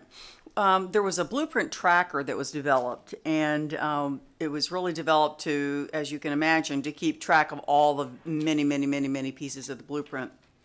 And I really want to recognize Phil Lasser, because when I took a look at it, I thought this is not enough detail, and it wasn't combining the action steps that needed to be taken along with the money that was also allocated.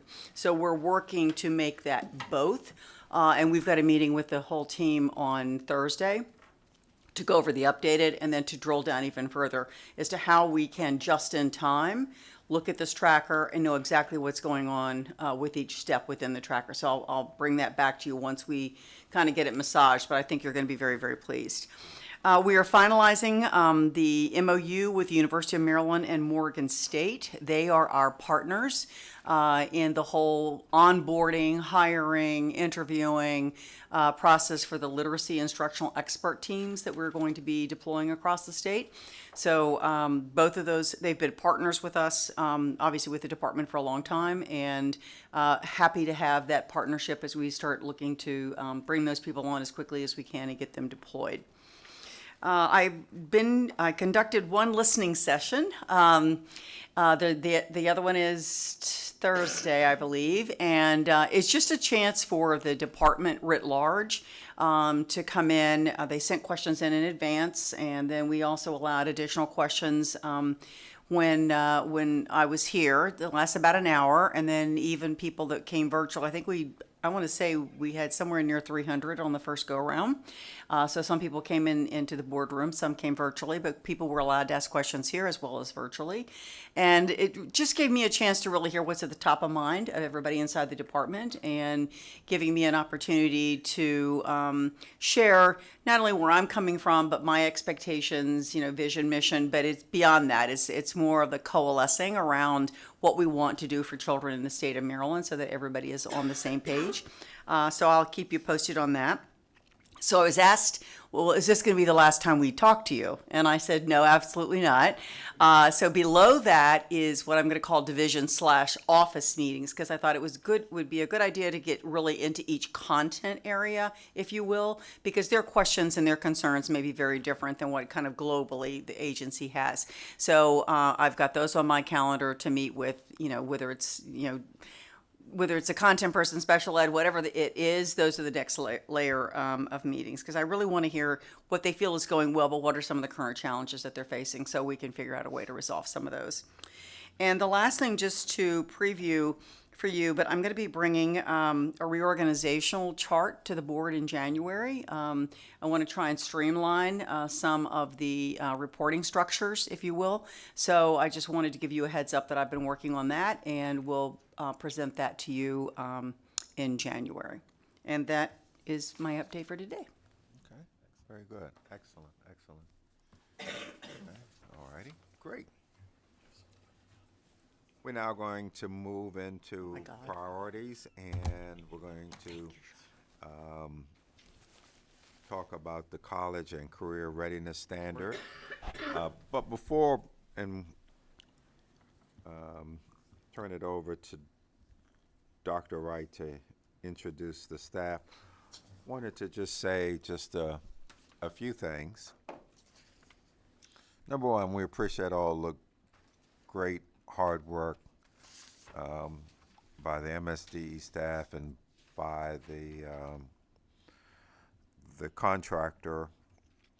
We also appreciate all of the great comments and feedback that we have received, and I believe Mr. Lasser is going to share some of that. We'll go into that. And when you undertake a new initiative, and I talked to Dr. Michael, I had asked him, I said, have any other states developed a similar college and career predictive type of process? And I think your answer was no. So we're on the front end of a new initiative. And that, you know, and if we think back to what we said we wanted to do with Resolution 2201, which was transformative educational opportunities and outcomes for students. Well, you can't have transformational outcomes if you don't change anything.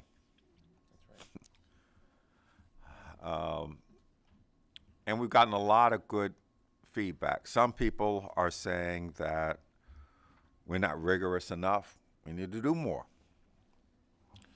We got some people that said, oh, you've gone over the line, you're doing too much. Some people are questioning why we're doing anything at all. Well, it's in the law, we've got to do something. Some are saying, slow down. Some are saying, speed up.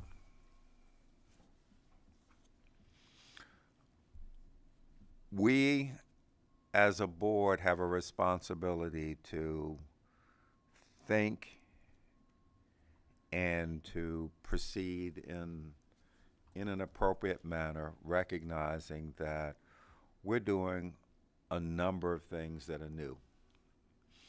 And when you initiate a new initiative, you have to go into it with your eyes wide open, recognizing that sometimes some of the assumptions and the information that we had and we've operated on it as best we could, we may find that we're going to need to make some adjustments.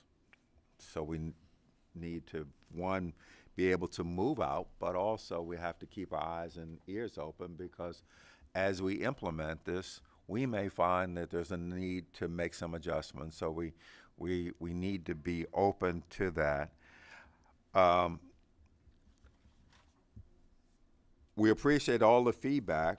You know, initially we had said that where we wanted to be was to, at our December meeting, to be at a point where we could make a decision about next steps and implement and approve an initiative. But, you know, we've decided to just step back and to take just a little bit additional time to think about some of the comments and think through some of the issues and things and the like.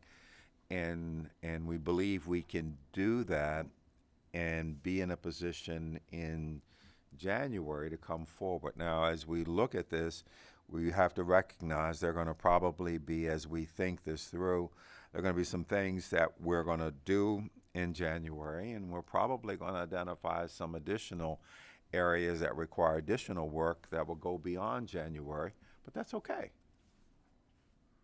We have developed a reputation for being very thoughtful and very serious in our deliberations.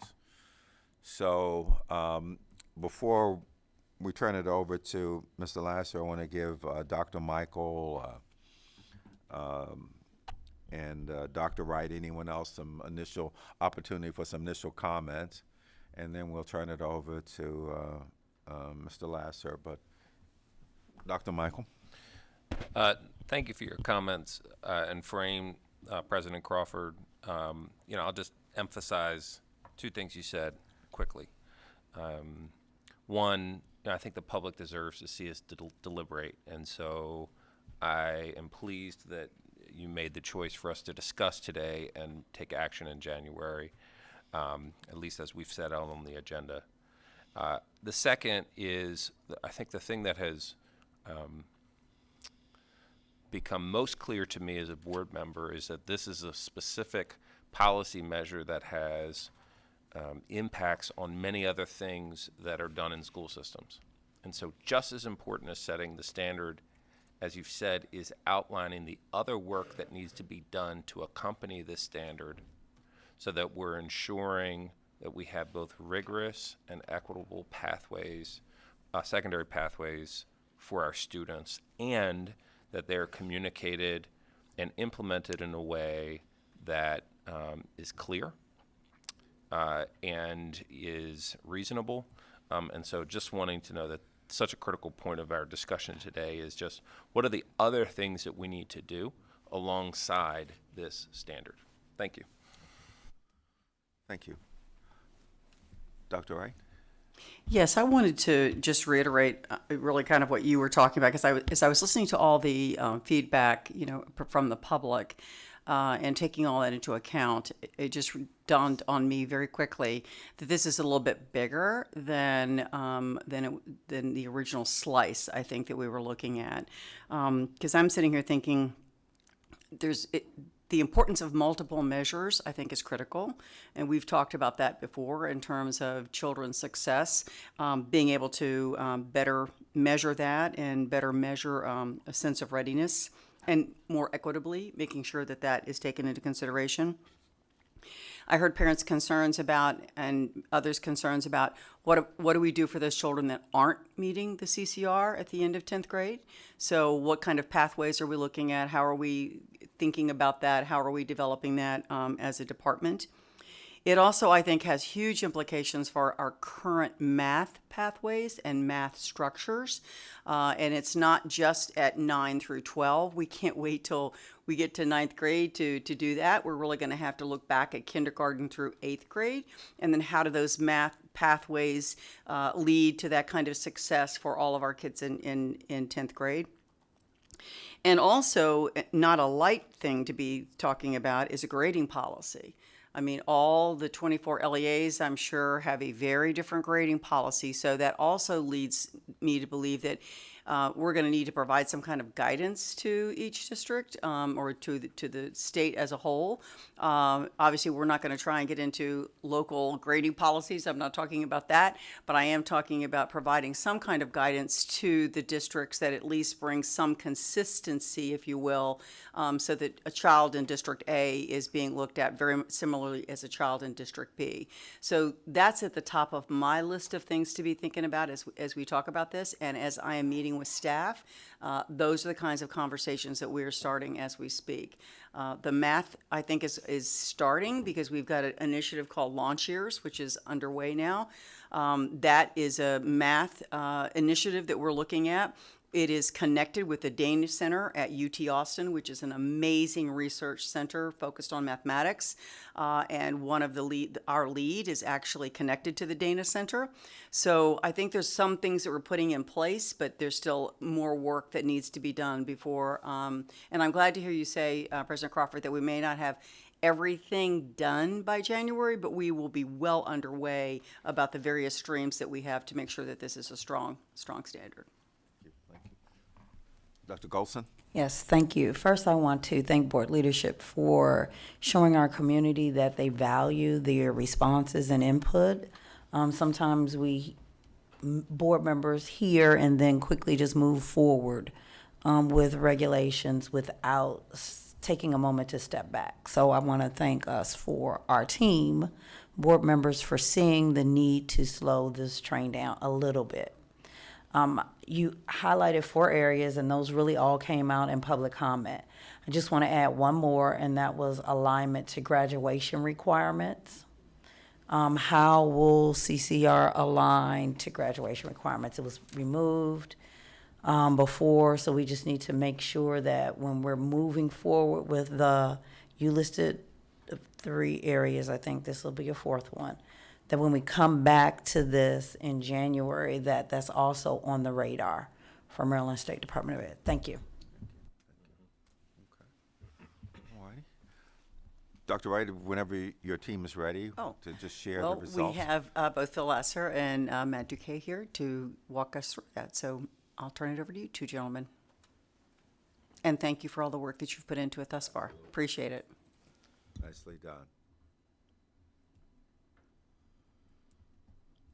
Okay, of course. All right, thank you. Good morning.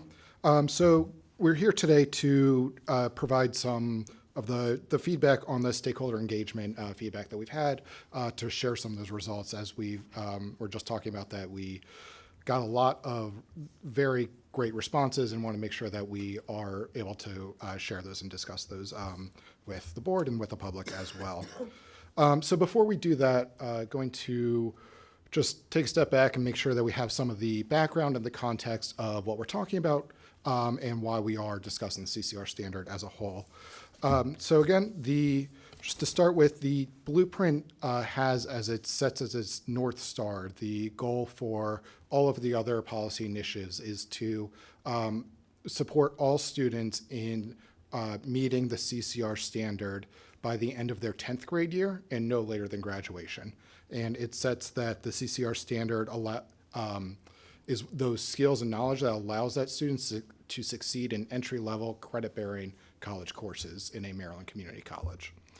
And so the blueprint sets out that we complete the research study, and then once the research study is complete, the CCR standard should reflect the results of that study. And then additionally, meeting the CCR standard enables students, at least directly, to enter into those post-CCR pathways. Those are AP and IB programs, dual enrollment and early college, and our career and technical education programs as well, CTE, as well as it enables students to enroll in credit-bearing courses at Maryland community colleges. And as discussed, there's some other implications as well, but these are the direct implications of the student being able to meet the standard, what the rights and responsibilities are for them. And so just to go over a quick review of some of the recent steps that we've taken, it's been a busy couple of weeks and months on the CCR standard recently. So just to go here on the report, in September, AIR, the research firm, completed their final report, and they presented that report to the board here, September 26th. The next board meeting, October 24th, proposals for the CCR standard were presented and discussed. And then immediately after that, our feedback survey was opened, which we'll discuss the results about today. November 9th, we had the virtual public hearing. And that brings us to today with our continued discussion on the CCR standard. So to jump into some of the discussion about stakeholder engagement approaches and feedback. Stakeholder engagement really has been a top priority for everyone involved in this whole process from the beginning. At every step, we've been sure to prioritize having those conversations with as many groups and individuals as possible, making sure that we get that input and that everyone is as informed and up-to-date as possible as well.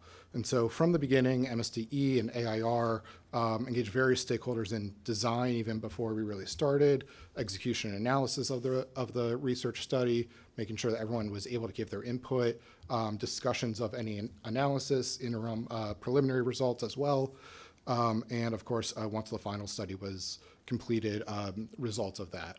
And from that, we brought in members of the higher education community, all of our pre-K-12 community, elementary and secondary, instructional leaders, educators, workforce representatives, other students, families, parents, stakeholders across Maryland. Across some of our listening sessions and focus groups, we directly met with over 200 stakeholders. And also want to share that during the public hearing on November 9th, State Board had over 20 stakeholders provide oral or written testimony as well with their analysis of recommendations for future actions or just recommendations for things to consider. So that itself has been very robust and really has been a crucial part in every step of the plan. And so now I'll turn it over to Matt Decay to go over the results of the feedback survey. Thanks, Phil. So as Phil mentioned, there was a feedback survey open from the end of October to the end of November. We received almost 600 responses on this survey. You'll see in the figure on the right that about 60% were from teachers, another 29% from parents and families, 12% from LEA staff, and then still some numbers from higher ed, principals, as well as students and other school staff. The MCAP the SAT, AP courses, and dual enrollment. In addition to what should be included, we also asked the importance of each of these measures. So again, we see basically what we saw on the last slide, that overall high school GPA and then GPA for core courses are not only the most common suggested measures, but also ranked the most important, followed by MCAP, and then you see a drop off to SAT. Lastly, we asked which of the two options that were shared, so we're calling them the initial proposal based on the AIR study, and then the proposal from the state board, which added a math element. And it was about 50-50 in terms split between the two proposals, but about 18% of respondents chose neither.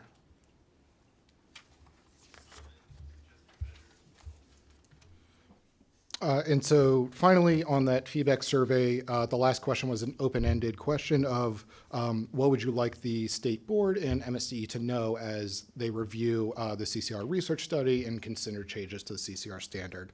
And so with this open-ended response, we received of the 600 overall responses, over 380 stakeholders included some kind of response to the open-ended answer there.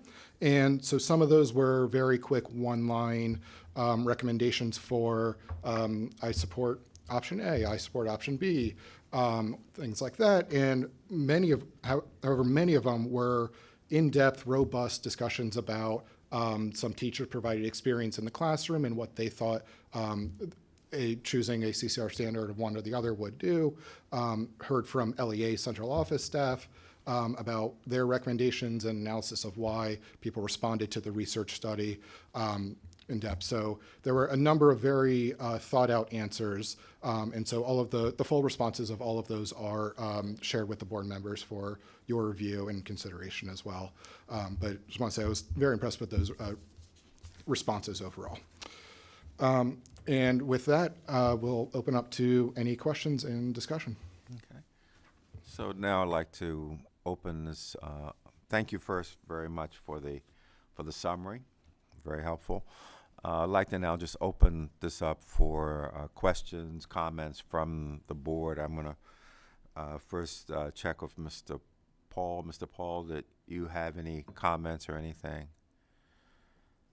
I do. The thought is on the math layer of it, but I'm still sort of formulating the thing I want to ask. So, Mr. President, if you could pop back to me later, I'd be grateful. Okay, very good. Just let me know. Text me, just send me a note, and we'll come back to you. The floor is now open for comments from the board here. Dr. Getty? On slide 3, it says that meeting the CCR standard enables the student to enter into a pathway. I personally really object to that, in that you have a student who has shown you probably for 10, 11 years in school that they aren't on an academic pathway and do not have a plan towards college. So why would we keep that student out of a career and tech education pathway? I do not want the CCR standard to be a barrier to any student's choice anywhere along the way.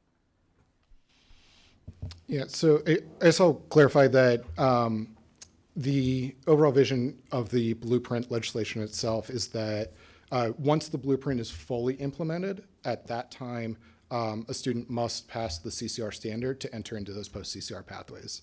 At this time, and until the AIB declares that the blueprint is fully implemented, the CCR standard is not to be used as that blocker. Right now, students can still enter into those post-CCR pathways. But the vision is that the CCR standard does enable students to be ready for college and career, and that is that time that they enter into those career training programs. Let me just ask a question. Is that by law? Is it what you're saying? Yes. That's the law? Yes, that's, yeah.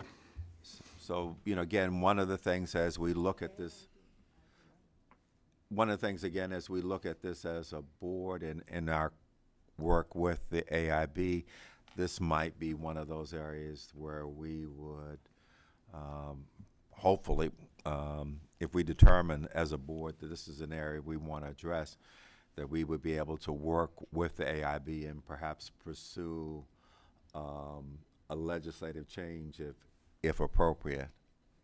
Absolutely. Yes, Dr. Miller McCarthy.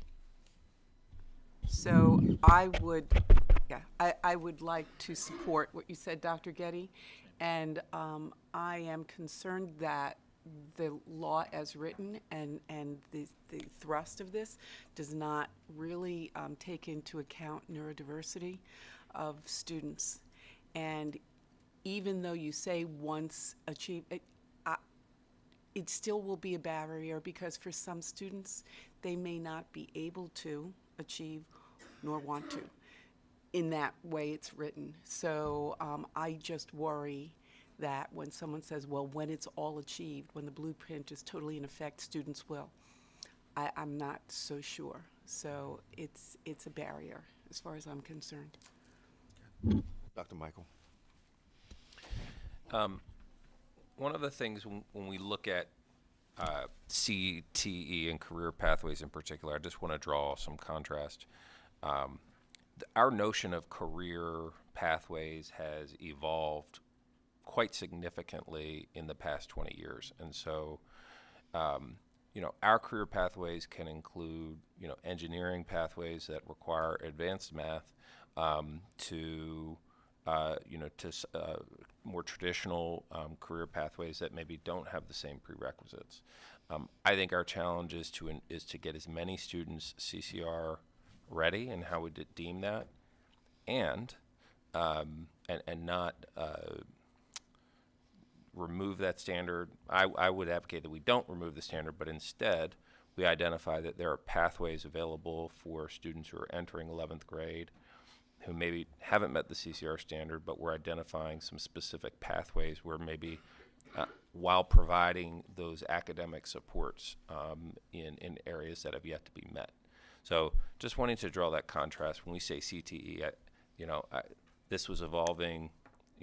CTE today is not what it was when I was in high school. It's not what it was when, it's evolved even since my parents were in high school. And so just wanting to draw that. Second thing, I'd just ask if staff or Dr. Wright could just illuminate and remind us the fiscal implications for districts of the demarcation of a student being CCR ready. I don't have that number off the top of my head. Mr. Tuller, do you? Is Krishna here? Do you know that off the top? Or Donna, do you know the top?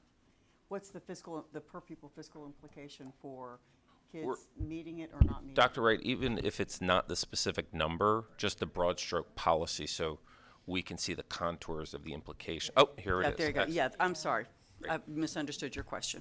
Go ahead. Yeah, no, absolutely. So the fiscal implications for the school districts is that for every student who meets the CCR standard, they are allotted the additional individual per pupil CCR funding amount.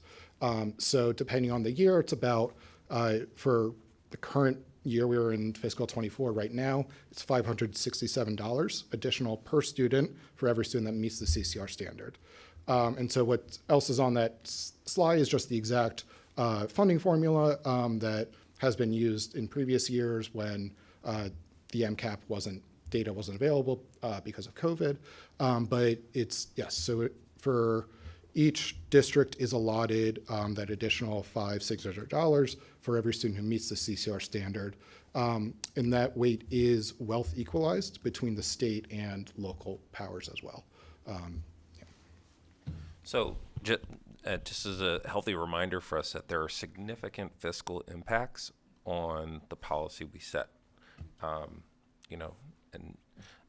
how students, meet that policy. So it's a good thing. It's just important for us to remember that. Dr. Johnson.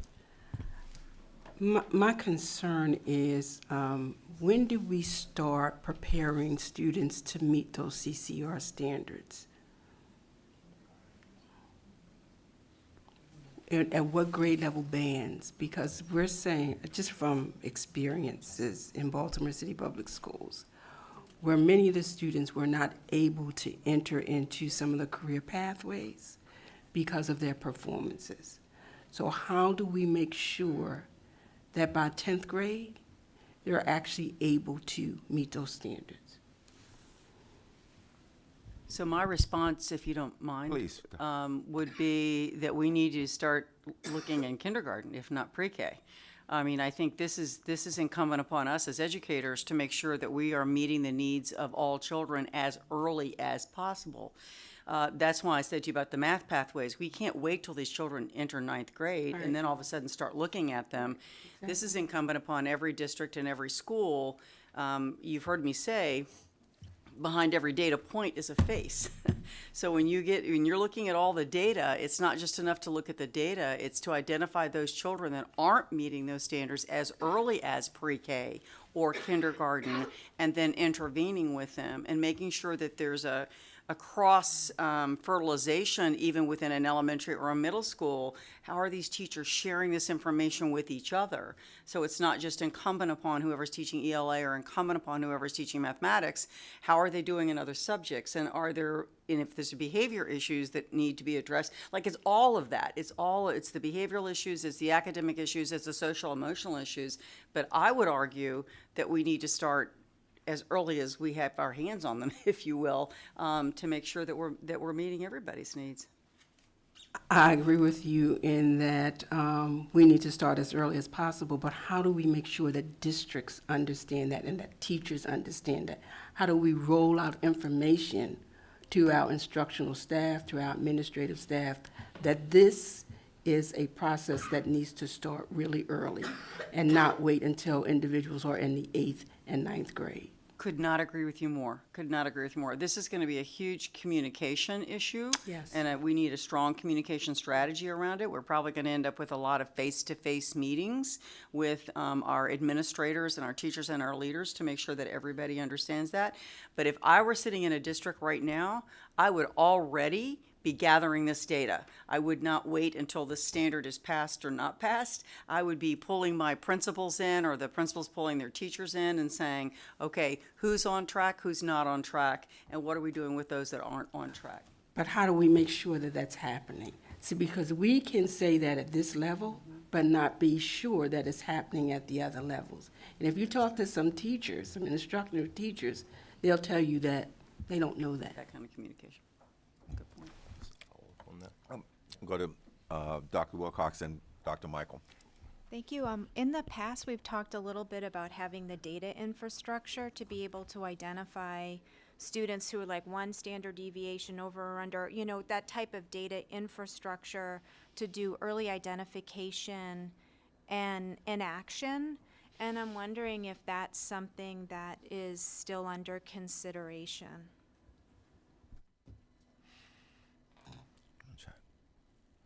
Again, as what we were saying, as we start to really think this through, there are a lot of implications. And to fully implement, it's going to take a series of initiatives over a period of time, but it's got to be very thoughtful and purposeful in what we're doing. Go to Dr. Michael, then Mr. Gear. Just very quickly, I just want to draw the board's attention back to our Maryland Transform strategic plan. Our third priority is ready for high school, and so Dr. Johnson, I'm wondering, or I'm thinking, Dr. Goldson, if we can ensure that we're embedding this specific thread of how do we ensure that talking about CCR, standard, and college and career readiness is fundamental to the work of our Ready for High School work in the strategic plan, and we just lift that and bring that in our Transformation and Accountability Committee. No, Mr. Gear. I wish I was doctor, not yet. I just want to make a quick statement and then a couple of notes. So the statement is, I think that the study that we've done is comprehensive in terms of what it takes to be college ready. I think we hear Dr. Getty began this conversation. We're missing a ton on the questions to be answered around what is career readiness and how are we going to get there. I think that by creating a gateway for students to participate in CTE programs, it is, or regardless of what Dr. Michael said in terms of the evolution of CTE programs, we're going to hold back lots of subpopulations and subgroups in this state from being able to access the kind of education that they will thrive most in.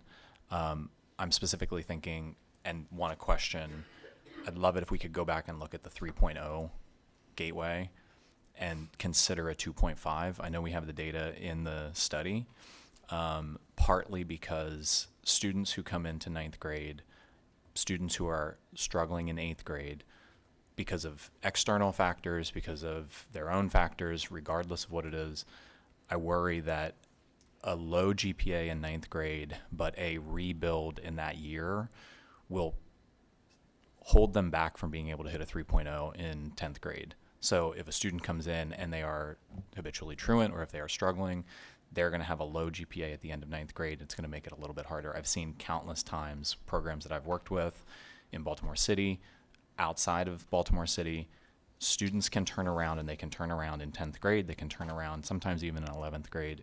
That turnaround often happens in 9th and 10th grade. And if we begin that point, we're going to hold back a lot of students from being able to access specifically CTE programs, not only like college programs as well. That's all for now. Thank you. I'm going to go to Mr. Paul and then to Dr. Millie McCarthy. Thank you, Mr. President, and thank you for the presentation. One thing I'm curious about is something we've talked about in the past, and I wanted to get a sense of the both the reactions from the public engagement and our understanding of the numbers on this is the math mastery element there. And I wanted to get a sense of what kind of a bottleneck or a limiter will that be at this point? Like, what's our sense of the numbers on that? Because I sort of I'm eager for us to really, cast a bold vision here and set a high standard as to math mastery. And I think there are unique benefits to actively saying that this matters to us, but I want to have a better understanding of the actual consequences in the world today if we were to apply this. And the other thing that I'm curious about is the, which of these you see being a bigger impact between the two, the A, B, and C in algebra 1 versus the MCAP scores.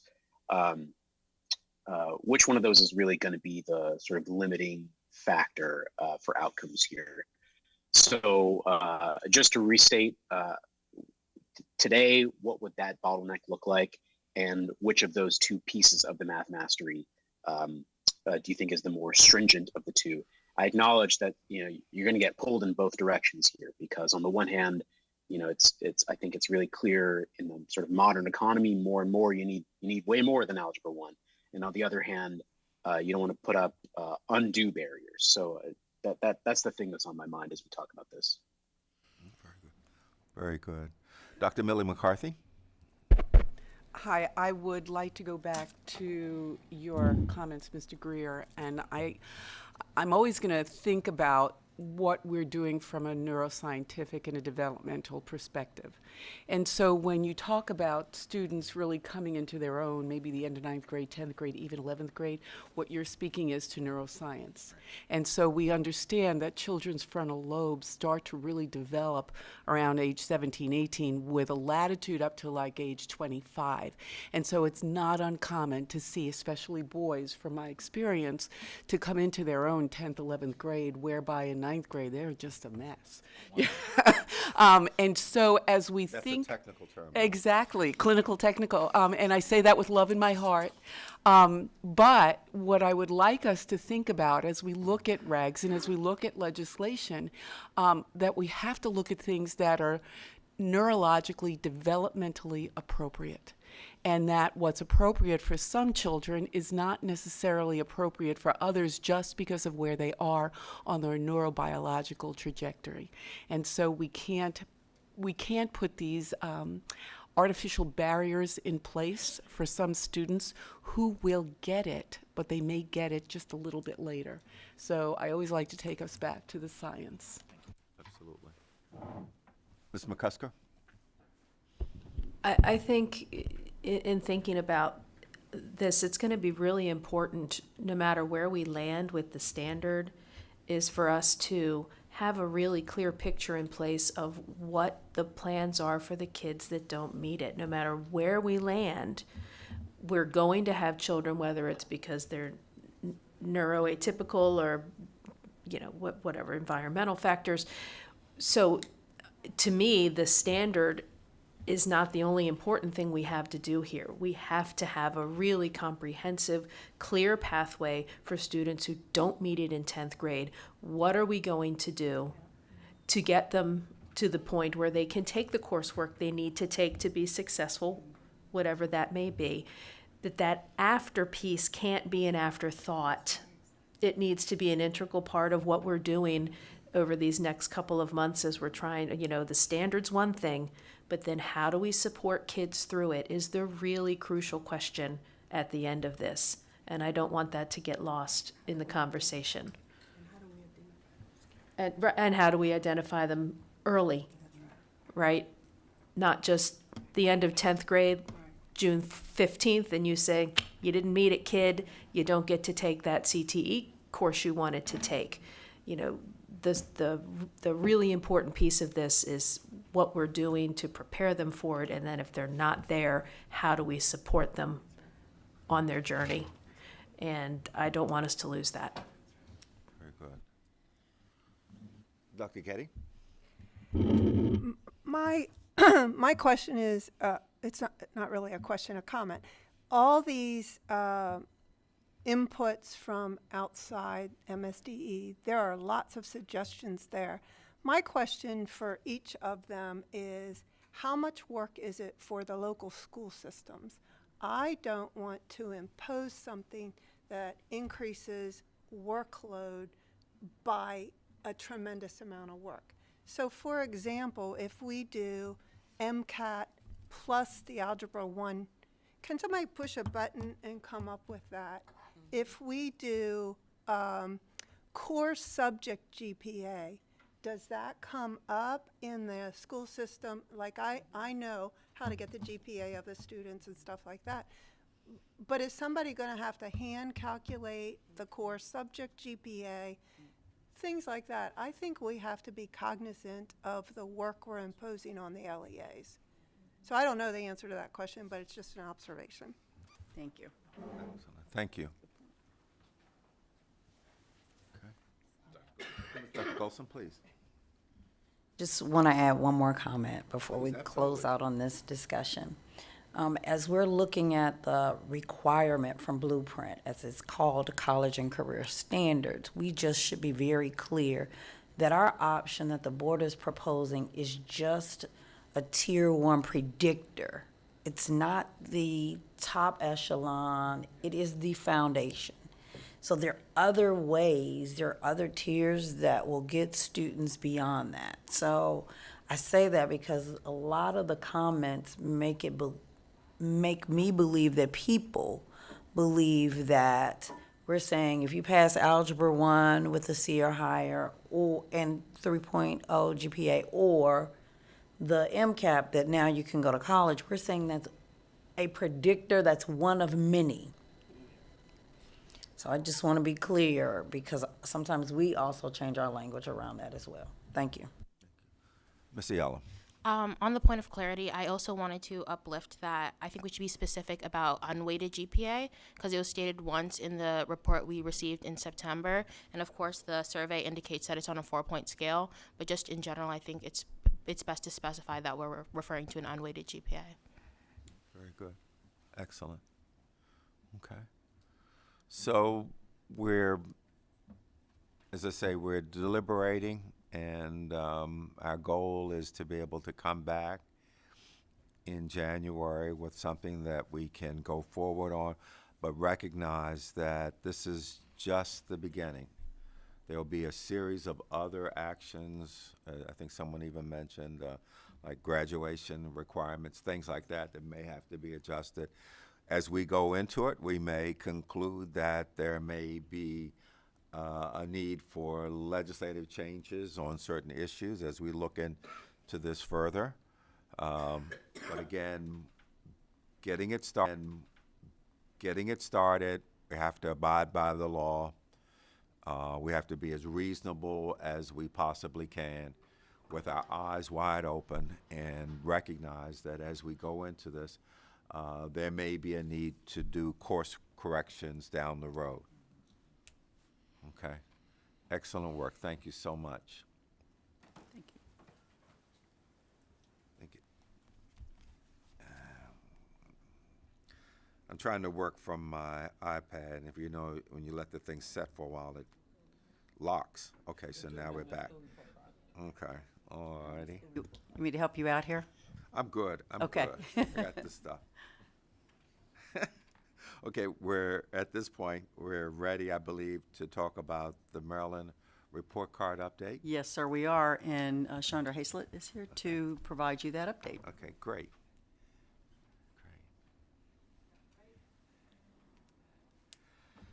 Thank you, Dr. Wright, President Crawford, Dr. Michael, board members. Let me pull up the report card presentation here.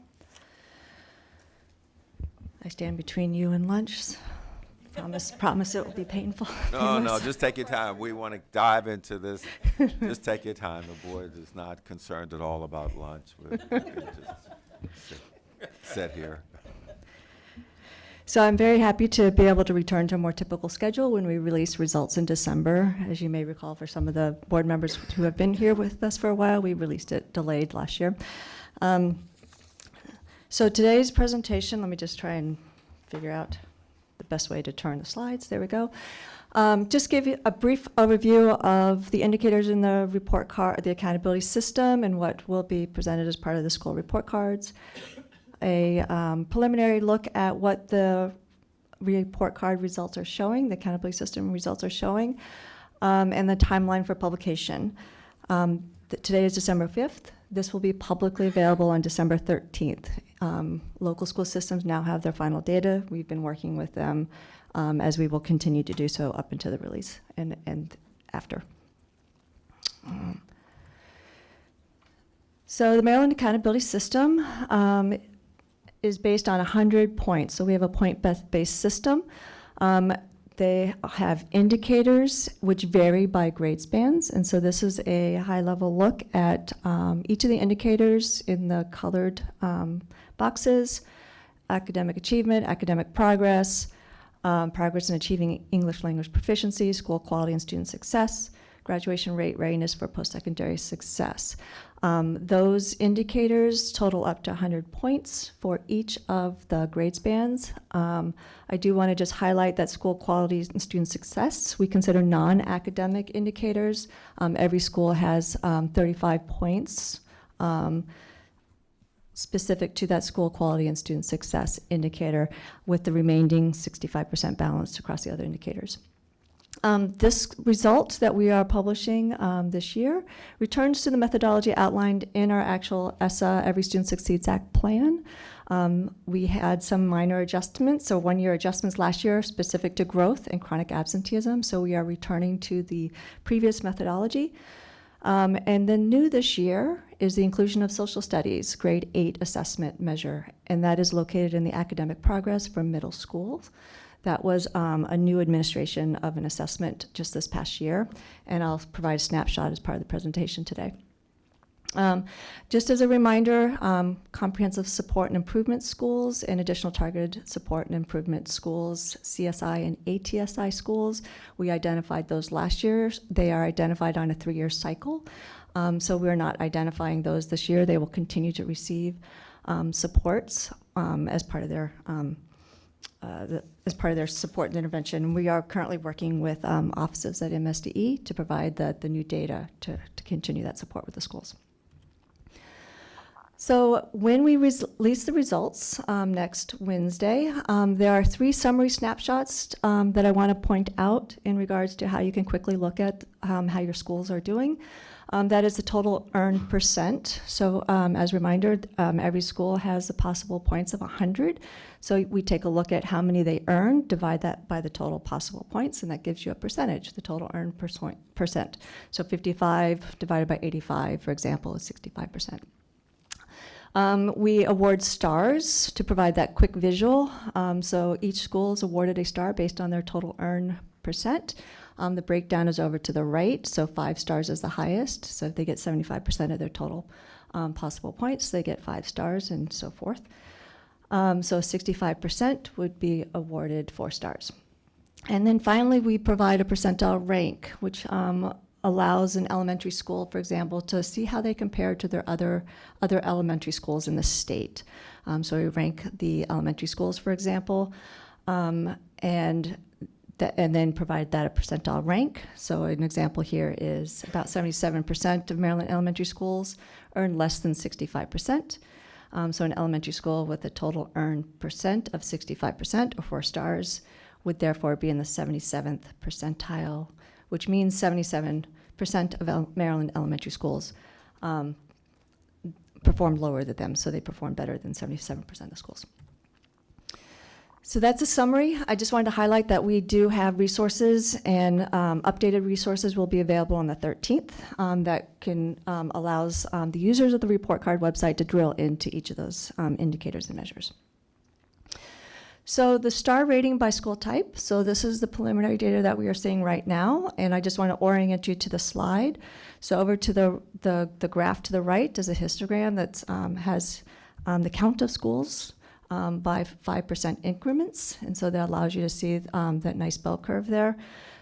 So across all school types, 37% of our schools earned a star rating of 4 or 5. And then over 75% of our schools earned a star rating of 3, 4, or 5. The table on the bottom breaks that down by elementary, middle, high school, and we do have some combined schools.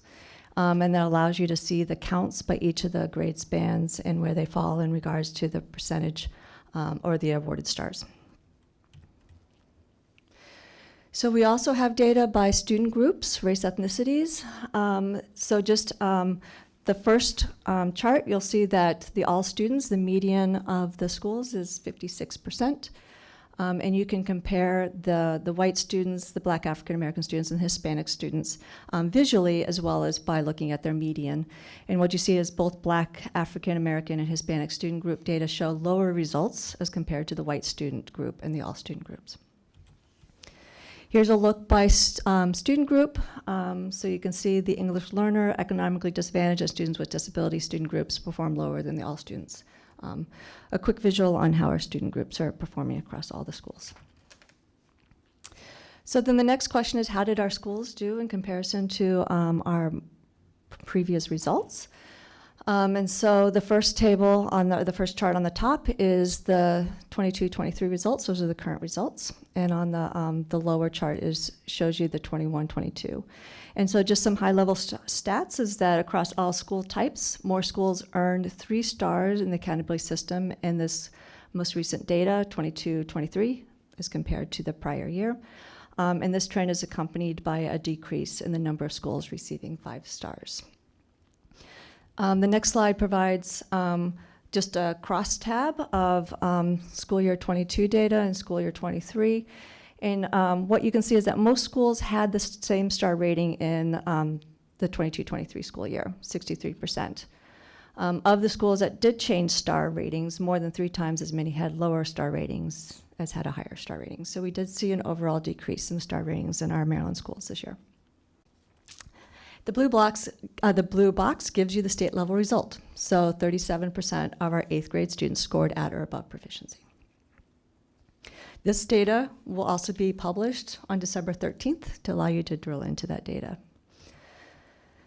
Timeline. So the school report card data will be published on December 13th. It will be published on the Maryland Report Card website, mdreportcard.org. The data will be available disaggregated by the student groups, just as I showed you as well. There's a PDF that parents can go to and download for each of their schools. I did want to highlight that we do also publish, or we are also publishing equity data. So not only can you look at how a student group is doing in the school, but how that student group compares to the non-student group. So there is equity data available to review as well. And I did also want to highlight that we have a similar schools tool that will be available in January, before the next time that we meet. That similar school, we worked with our research office to identify schools that are similar to a school. Say I'm school A. I want to look at similar schools based on the demographics of the school, and that allows me to drill into the data, look for best practices or way that I as a school could work with others in the state. That will be available in January. And with that, I will turn it back over to the board for any questions. Thank you very much. This is very helpful. Floor is now open for questions, comments. Dr. Michael.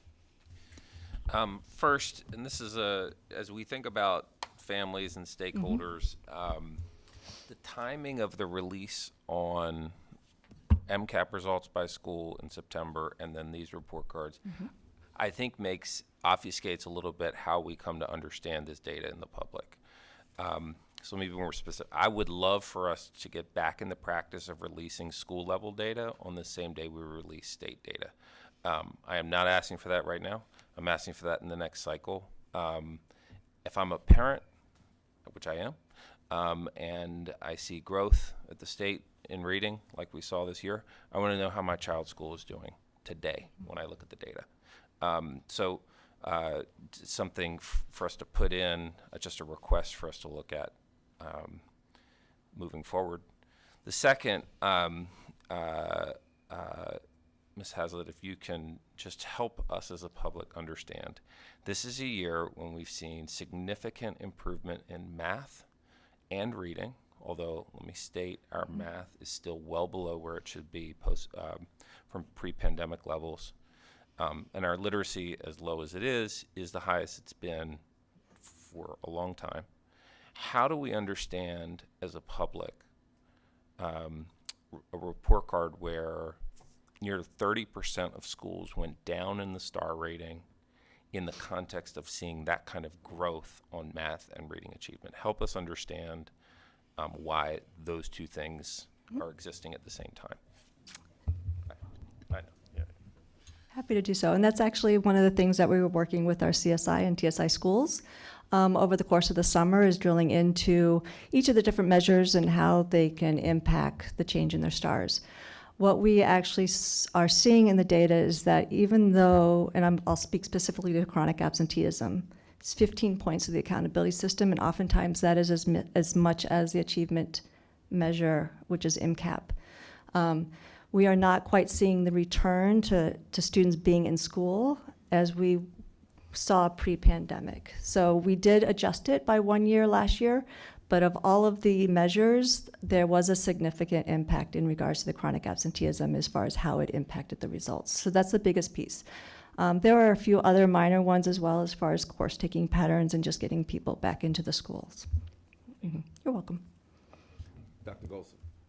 Thank you. You said exactly what I knew was the case. So I would recommend cautioning school districts with doing a comparison of last year's star ratings to this year's star ratings. So if they say, oh, we went down by 20%, well, you're now comparing apples and oranges because we've put back in the absenteeism factor and we haven't solved the chronic absenteeism issue. So that's why there's a misalignment between the growth in academic achievement versus the attendance. So I just am putting that out there for LEAs to consider next week. Thank you. Okay. Dr. Getty?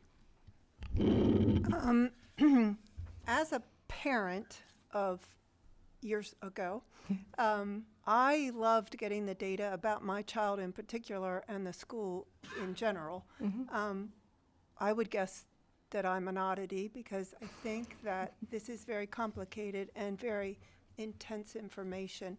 My question is, have you worked with any parent group on how to make this information very parent-friendly so somebody can look at it and say, oh, I didn't know that about my school.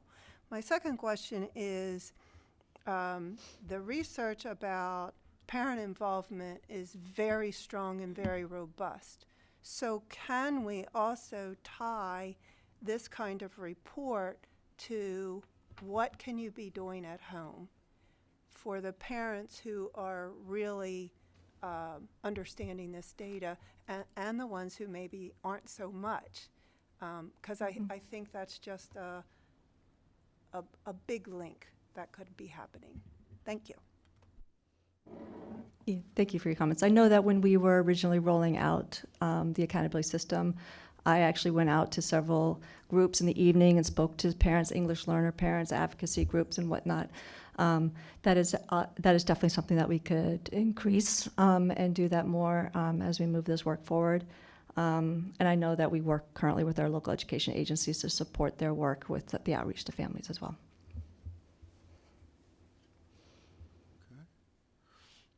You know, my goal at the end of the day is along Dr. Getty's comment, providing information to parents in a way that they can understand it, and then they can then go back to their local school systems and come back to us and demand improvement. That when they look at the data and they look at comparison to like schools, and if their schools are not performing well, they have the information to be able to go in and ask tough questions of local administrators, the state superintendent, the state board. What are you going to do about it?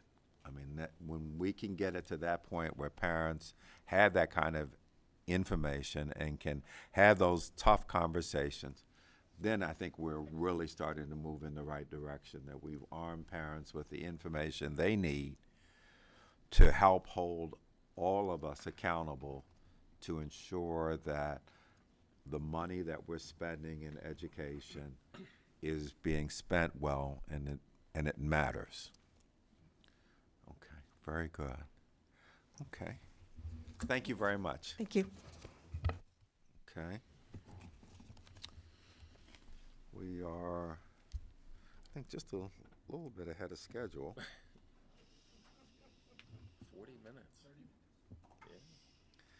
Okay, let's not get all excited about being 30 minutes ahead of schedule. We're only halfway through the meeting, so let's not count our chickens before they hatch. We will see how it plays out for the balance. We're going to take about 45 minutes. As part of this time, we're going to use, some of us, I believe we're going to have opportunity to meet with the press, and then we'll be back. So we would see whether we could be back around 12:30? 12, what?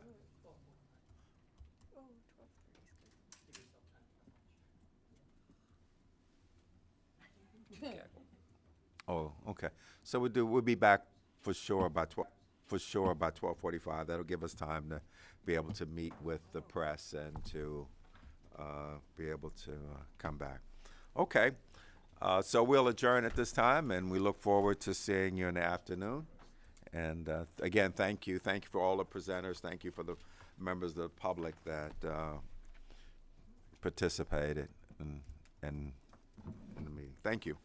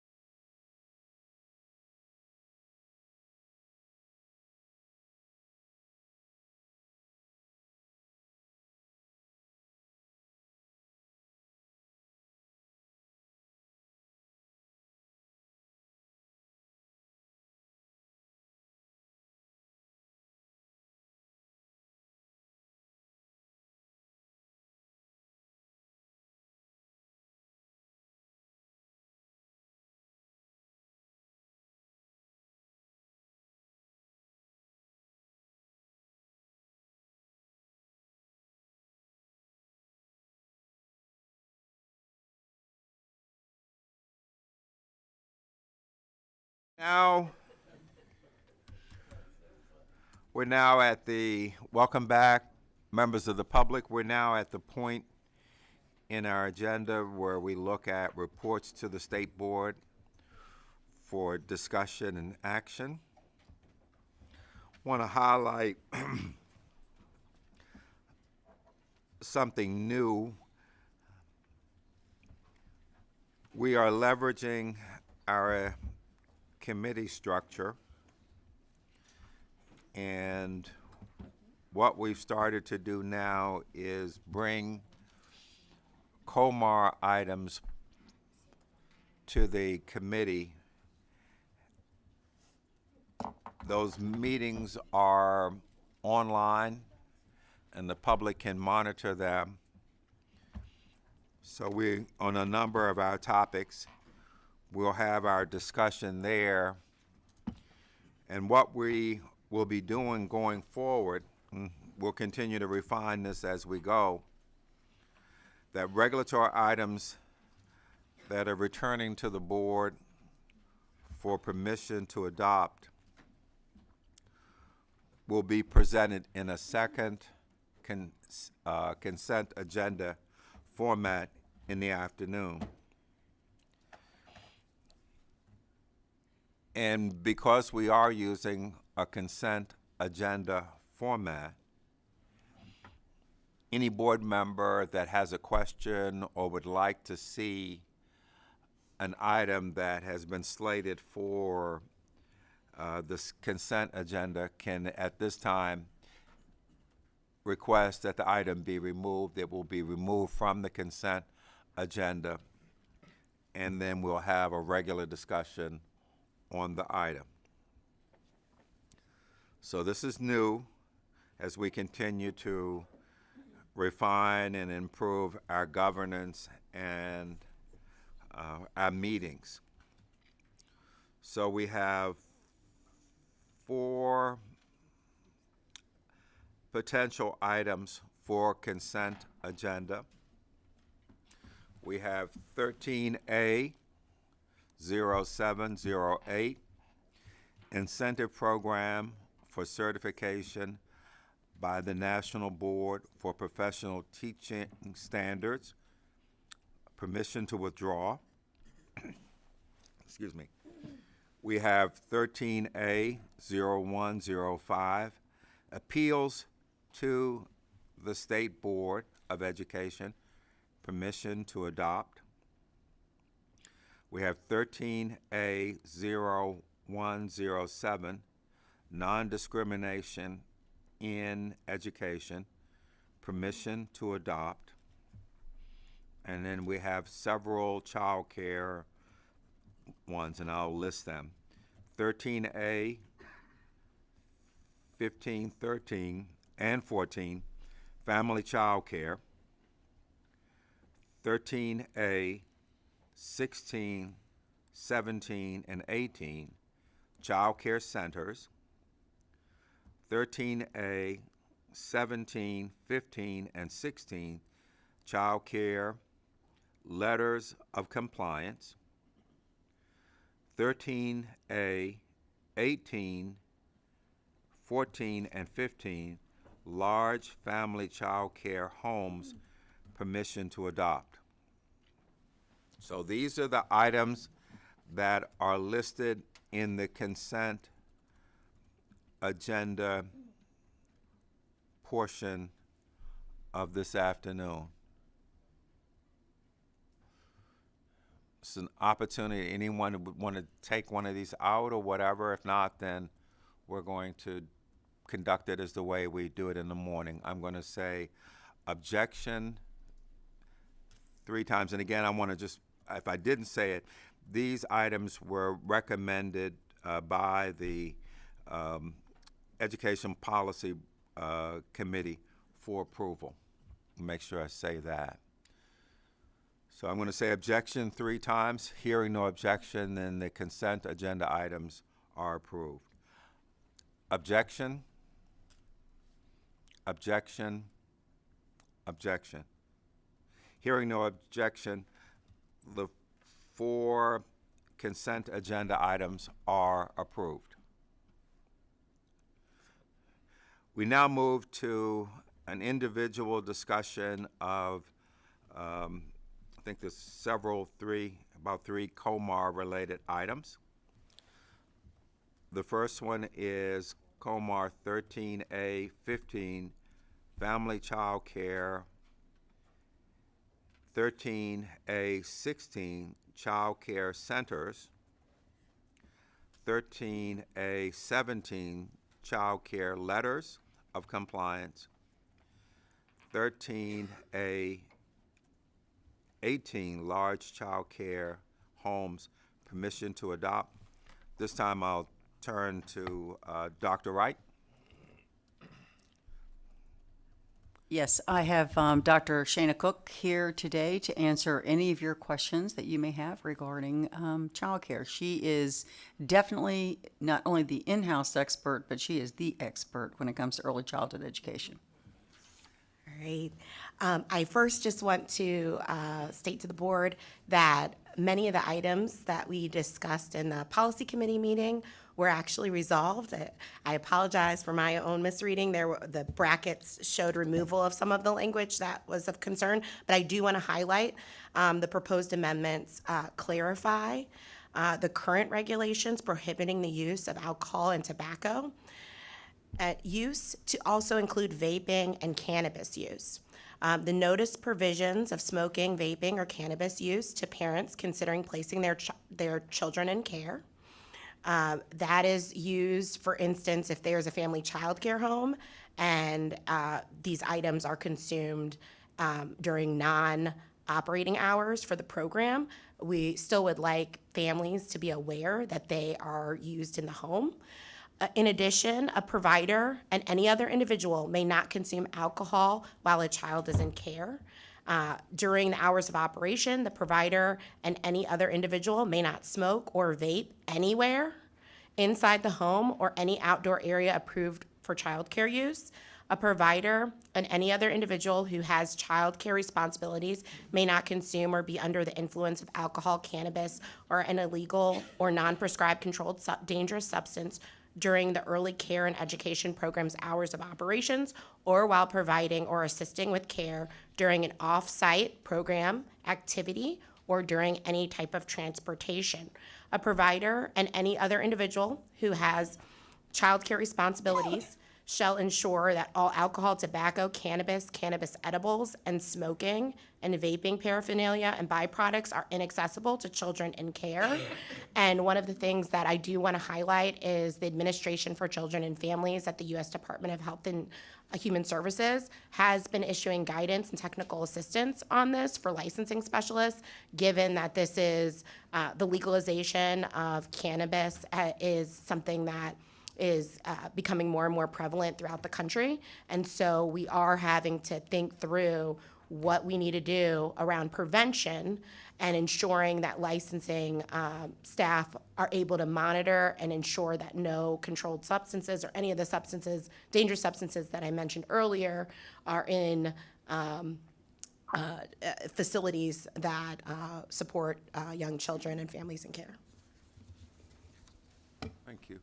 The floor is now open for questions of clarification. Yes, Mr. I would Shaw. just like to clarify that there are no changes suggested from what was put out for publication.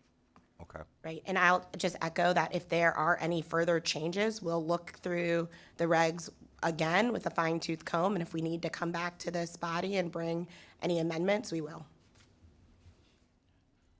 So the floor is now open for questions of clarification. Seeing no questions of clarification, the floor is now open for a motion. The state superintendent is requesting permission to adopt the amendments to COMAR 13A15 Child Care, 13A16 Child Care Centers, 13A17 Child Care Letters of Compliance, and 13A18 Large Family Child Care Homes. Floor is now open for a motion to adopt. So moved. Ms. McCusker, seconded by Ms. Abisola Ayala, and the floor is now open for a discussion of the motion.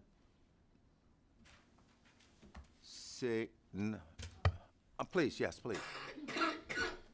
So thank you for the opportunity. I was very vocal on the original when it was first put out to us, and I think that we worked really well with the department to settle any concerns and strengthen and clarify language. So I want to thank you for doing that. So at this point, I don't have any concerns, but reserve the right to look again and make sure that everything is tight, because we have to protect children.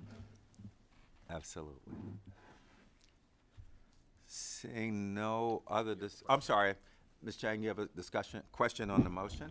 Yeah, actually I have a kind of comment about, since there is kind of quick turnaround to determine has the canvas been used in the home, is there a place that have some kind of measurement in the rag? So some of the ways that we're focused on that is if we receive a parent report of, a complaint, we would do an inspection to see what's going on, whether it's a family child care home, a child care center, or letter of compliance. In addition, we've been, the licensing specialists meet regularly with programs that are licensed or registered with the state of Maryland, and so they'll be informed of this new guidance and the expectation around that. But if there's something that comes up, we'll investigate the complaint along with Child Protective Services and look into that, and depending on what we find, we'll act accordingly. Thank you. Seeing no other questions, comments, the floor is now open. We're going to take a vote. All in favor, please say aye and raise your hand. Aye. Aye. Opposed? Abstention? Mr. Schoen? Very good. Thank you. Yes, Dr. Getty. Shana.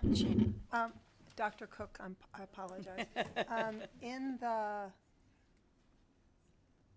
In the regulation, there's a superintendent of schools. Do you need to change that? I'll show you later. Okay. We did update the version, so that was removed. Oh, okay. Yep. So we corrected that. My apologies. Okay. Thanks. Okay. All righty. Just, Dr. Getty, just to clarify, so what you're looking at is the regulation that went out for publication. And when it went out for publication, it had Mr. Chaudhary's name. But when it goes back to the Division of State Documents, it'll be corrected with Dr. Wright's name. Thank you. Okay. Very good. We now move to the second item, Comar 13A 080102-3, Kindergarten Readiness Assessment, permission to publish. Dr. Wright? Yes. Can you hear me now? There we go. Chandra Hafis is here to answer any of your questions regarding this one. Good afternoon. Hope everyone had a good lunch. So the Kindergarten Readiness Assessment, COMAR, was brought before the State Board in October, and after discussions, the request to publish was pulled and is being brought to you today after further revisions. I did want to highlight that this was brought to the aforementioned Education Policy Committee. Appreciate the feedback at that time. So Education Article 7210 requires the department to adopt regulations to implement the changes, and the changes include the local educations are now required to administer the state-approved kindergarten assessment. The flexibility for LEAs to do a sample has been removed. Also, LEAs must administer the KRA assessment to all incoming kindergartners by October 10th of the academic year. So I wanted to highlight a couple of the new revisions. Since the October board meeting, we aligned the overall language of the proposed language to the Education Article 7210. So we cleaned up the language and aligned it as closely as possible. We also provided some clarifying language in regards to the appropriate use of the KRA assessment in pre-kindergarten. And I also want to just highlight one of the comments in regards to the meeting last Thursday is around what may, the KRA, what it may include as far as the evaluation. And I wanted to highlight there was a list of language and literacy skills, academic knowledge in math, science, and social studies, physical development, and social development. And the KRA currently administers all of those except science and social studies. I just wanted to highlight that in case there were questions. And with that, I will turn it over to you all for questions. Thank you very much. The floor is now open for questions of clarification. Anyone? Seeing no question, I'm sorry. Yes, Dr. Miller McCarthy. Thank you. I don't know that this is a clarification question, but it is a concern question. And we kind of talked about it last time, but as I thought about it, I don't know where this will land. But I'm not sure that the assessment window should be so long. Should start in the summer and end by October 10. So I would advocate for changing that to make the window maybe September 1 to October 1, and I'm not sure how to go about that. Yeah, so I can give you a little bit of context that may help. One of the reasons why that window is so large is because we do have a couple of schools that are summer, year-round schools, and so that is set there to accommodate those schools. So when the students are entering, they can test them as soon as those students are entering. And I also just wanted to provide the context that when this was originally put in place, the KRA, there is the intent of that larger window is to minimize the disruption of the students when they are starting the school year. But there is a recognition that as all of our assessments, it is a local decision. We set the state calendar, and locals' jurisdictions have flexibility within that calendar to set their own schedules based on their unique circumstances. And so, of course, we can look at further whether that needs to be shortened, just considering that context. Yeah, I mean, I think that being said, I do absolutely agree with your, your statement. I do think this is way too long for a window, and particularly if you're also trying to make sure that you're making comparisons from year to year and district to district or school to school. It makes it a bit tough when you've got some schools administering it in June and some not administering until October. So I think we'll definitely take a look at that for next year. Thank you for that. Dr. Michael. Yeah, the one thing I'd like to add, I had the privilege of teaching in a school when we administered the KRA, and I'd really love to see us administering this in August. I'd love to see this be something that our early childhood educators are doing in and around the time of enrollment. It is a very disruptive assessment for the first year of kindergarten, the first month, excuse me. And so the more that we can be doing to be put, I understand the window, but getting this, it is a very intensive test. It requires a lower ratio. The teachers that often do it are the teachers, so we're sacrificing, not always, but often, instruction, or we're relying on paraeducators to be leading instruction while a teacher is administering the assessment. Just knowing how critical those months are for kindergartners, just being really mindful. Just clarify, when you say administering it in August, do you mean pre the start of school? Exactly. Okay, because some schools are already in August, and I was going, wait a minute. We don't want to be doing this in the first couple weeks of school. Well, that is what we're doing. But right. I know, but I didn't want us advocating that You're that was a correct. good Yes. thing. You I'd love mean to do see- it before kids hit the classroom. I'd love to see us working Okay. with local administrators and educators to find ways to do it outside of instructional hours. I think August offers a unique window. Prior to classroom Yep. enrollment. Okay, thank you. Dr. Johnson, then Dr. Getty. I would just suggest that they do it during registration. When parents bring their children in to be registered for pre-K or K, that the teacher have the opportunity to do it. Yeah. Dr. Getty. My question is to Elliot, Mr. Schoen, sorry. If we want to change this window, do we have to go and have the statute changed? Yeah, that's a great question, because the statute specifically encourages the KRA to be given during the summer months, and the statute has the October 10th end date. So that is one way of addressing it. Another way of addressing it is, as Dr. Wright and Chandra have been suggesting, is through guidance and working with the school systems on their own windows, and make sure the window, because another part of the statute is that before it's given, the LEAs have to have to work with their teachers on on how it's going to be administered. And so there's requirements on the locals, and so I think there's potential for the department to give guidance within the time period that's in statute for helping the locals have a more restricted. Yeah, I guess my question would be, just does the language say encouraged or required? Encouraged. Oh, well, then there you go. Okay.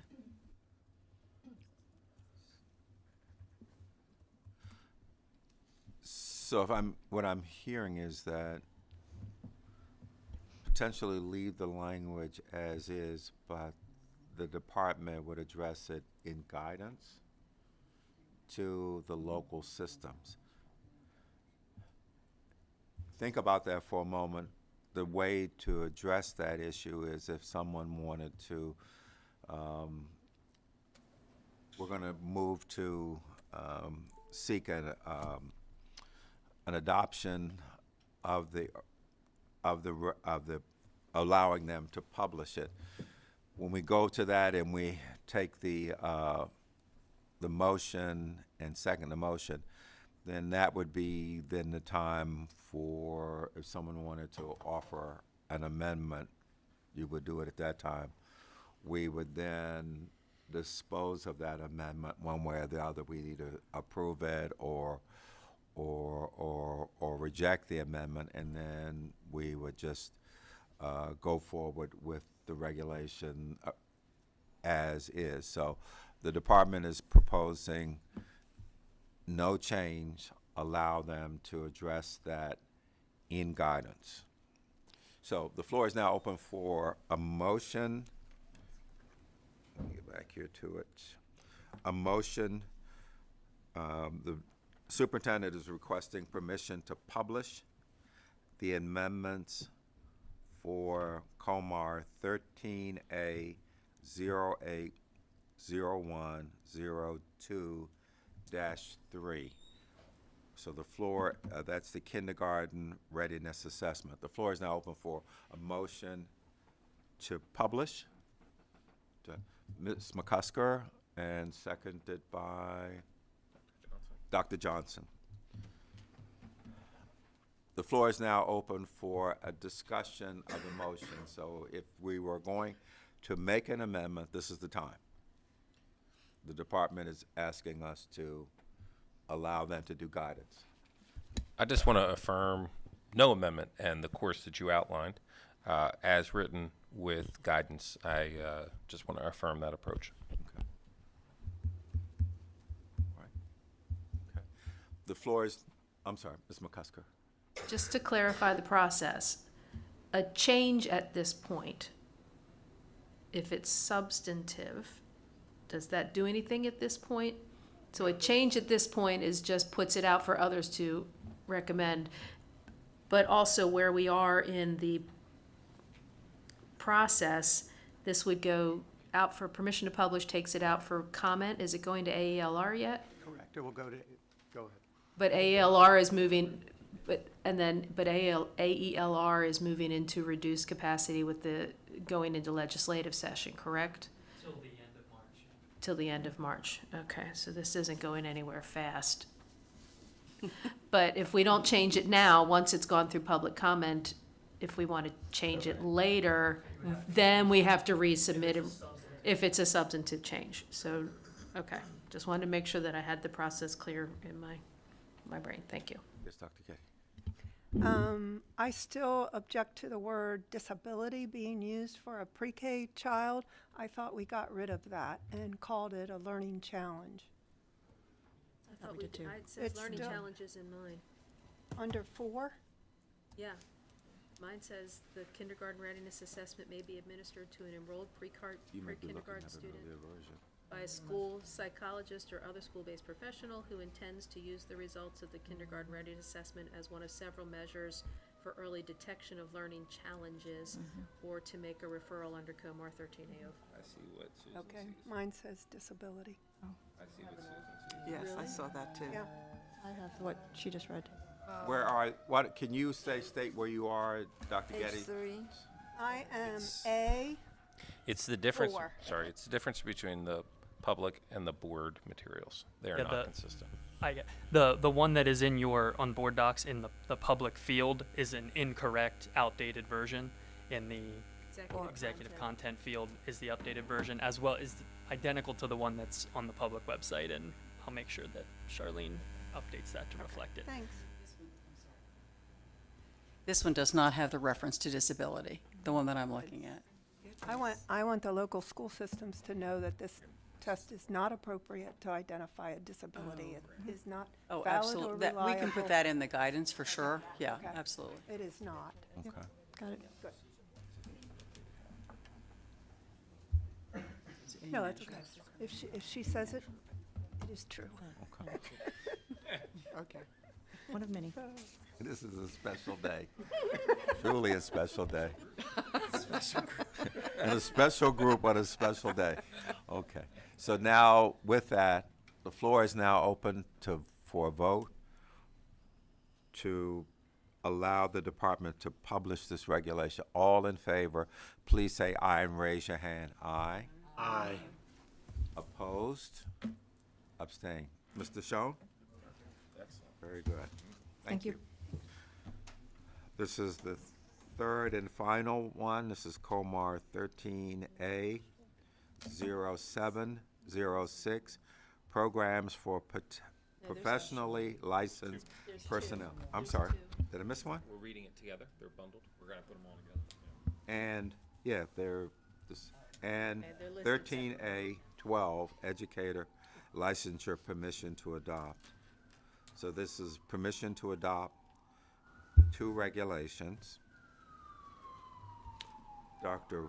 Wright? Yes, you have Kelly Meadows here, who's willing and more than able to answer any of your questions. Okay. Good afternoon.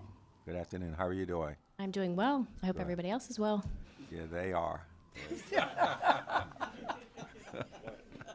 Say it with conviction. Did you, I think we covered some of this. Is there any? Yes. Please. So, I never turned it on. So, I am very impressed with the depth and breadth of the options and the flexibility. However, you know where my however is going. I do. Just call it a dog with a bone. I'll be good with it. The process has included a revision with a sharp pencil, and I really appreciate that. But I am very concerned about the National Board certification qualifications for competency in reading instruction. It requires a competency method of reading instruction that flies in the face of science, which is the 3Qing method. I believe that the National Board should look at that component of competency for certification and revise it to reflect instructional competency and excellence that reflects theory and implementation science for the science of reading. Asking candidates to be competent in a methodology that has been shown to be ineffective is essentially not an appropriate use of their time as they take the initiative to move through the rigorous requirements for National Board certification. Rather, including a competency in this impressive certification that is aligned with the science of reading would be advantageous not only for the candidate's time and effort, but would benefit the students that they teach and the colleagues that they mentor. MSD has provided opportunities for funding to all Maryland school districts for professional development in the science of reading. I am advocating for consistency and clarity in our efforts to facilitate teachers' ability to deliver reading instruction that is effective and aligned with the science. Including competency in the 3Qing method as required by the National Board certification is inconsistent with our efforts to improve reading across the state.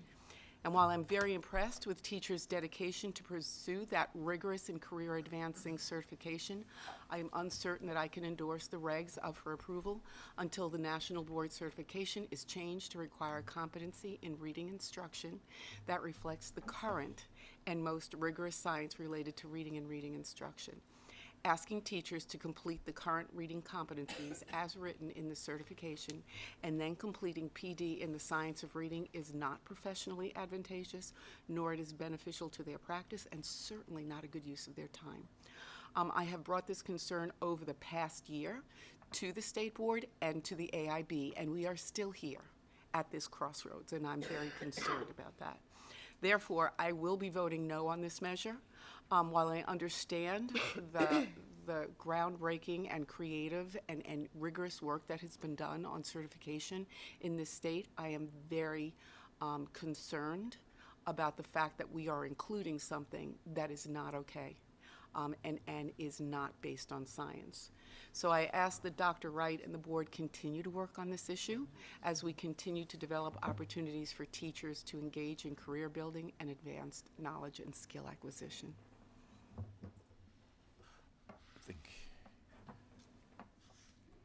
Excellent commentary. I believe, Mr. Schoen, I believe the law requires us, right, to do this? The National Board? Yes. National? One of the things that I would love to see if we could do on a separate track is to begin to petition the National Board, maybe getting some of the other states that are moving in the same direction to start to push them. We're having conversations with the AIB on this issue. I think they're moving in, they're more open to that than they've been. But I would like to see if there's something on a separate track where we could start to push and put some pressure on the National Board to go back and revisit this. If I may, I'm Please. more than happy to reach out to Peggy Brookings from the National Board and engage her in a conversation, and any others that need to be engaged, because I've worked with her in the past, and so I've known her to be an incredibly reasonable person. But I think it deserves a conversation at that level in order for her to understand where we're coming from, where this is concerned. Okay. And anybody, I am happy you to have, work on perfect. that with you. Thanks, Joan. Okay. Okay. Sorry, Dr. McGrath. Yes, Dr. Michael. I just want to two comments. One, or a comment and a question. I just want for the public to, and for our districts to just draw attention to this in-district pathway certification option. This for us in many ways is groundbreaking. We have seen a ballooning in the share of conditionally certified teachers in schools across the state. This is a critical piece, and so it's one thing for us to pass policy. We're passing the ball over to districts now, and to our higher education partners to be in partnership in designing pathways to bring teachers to ensure that they have the supports to become excellent educators and to retain. And so this couldn't be more timely or important, so I just want to draw attention. This is a behemoth of regs. This has been going on for a long time. It's great to see us come to have this adopted. My request, though, to Interim Superintendent Wright and to Ms. Meadows is that we don't, not revisit this for a number of years, given how laborious this last process is. We need to get into a place of continuous improvement on these regs. They are too significant for us to not be making adoption for an 8-year period. We need to move this one to something that we're revisiting on a regular basis. Yes, Ms. McCusker. And I would like to lift, and I know that you're already ready to do this, but I would like to lift for teachers who are about to have their entire licensure process upended, and not for in a bad way, but it is very it is a scary thing for teachers to have that entire process change. Can you please speak to publicly how that changeover is going to occur so that teachers can feel a little bit more at ease about the process and how we're going to change over? Absolutely. And of course, that's number one on everyone's mind. Anyone who already has done the work and has that professional certificate, what is going to happen to me? So our plan and the policy is ready. It's written. We just need to hit send and publish, is to allow every professionally certified individual a full validity period to make that transition. Because we're talking about renewal here, really. So, under the current regulations, there are a certain set of requirements that one must bring to the table every 5 years. Those you can still use those in the new regulations, but what the new regulations do is they open up the ways in which an individual can earn that professional development credit. So for an individual that has a professional certificate right now, they will have the opportunity to decide, do I want to submit what I've already done? Or do I want to change course because the new regulations are more advantageous for me in my situation? So whether you just got your certificate in July, or whether you got your certificate 4.5 years ago, you will have a full validity period, a full 5 years to make that decision. Once you renew, now you're under the new regulations. And at the next validity period, you do have to bring to the table the requirements that you are potentially adopting today. Thank you very much. Excellent. Yes, Mr. Greer. I echo all the things that you said, Dr. Michael. I think this is huge and really appreciated coming forward, and especially as this was my, fifth board meeting? Is this our fifth episode? Okay. I'm not going to try to throw off anything here at all, but places where I'm curious and places where I would like to revisit towards continuous improvement are the big questions around is praxis as an assessment, is it the gatekeeper? Should it be the gatekeeper? Does it actually replace, especially at a basic skills assessment, does it replace a 3.0 as an entrance criteria for a teacher into a prep program? Because the way that I read this, we need a 3.0 in order to be admitted or to pass that basic skills assessment. As a former teacher myself, I don't believe that's true, that it does actually replace that 3.0 requirement. And I'd just like to see other alternatives to it. Mm-hmm. I know it's what we've got now, and so it's just a big question for longer term. And would love to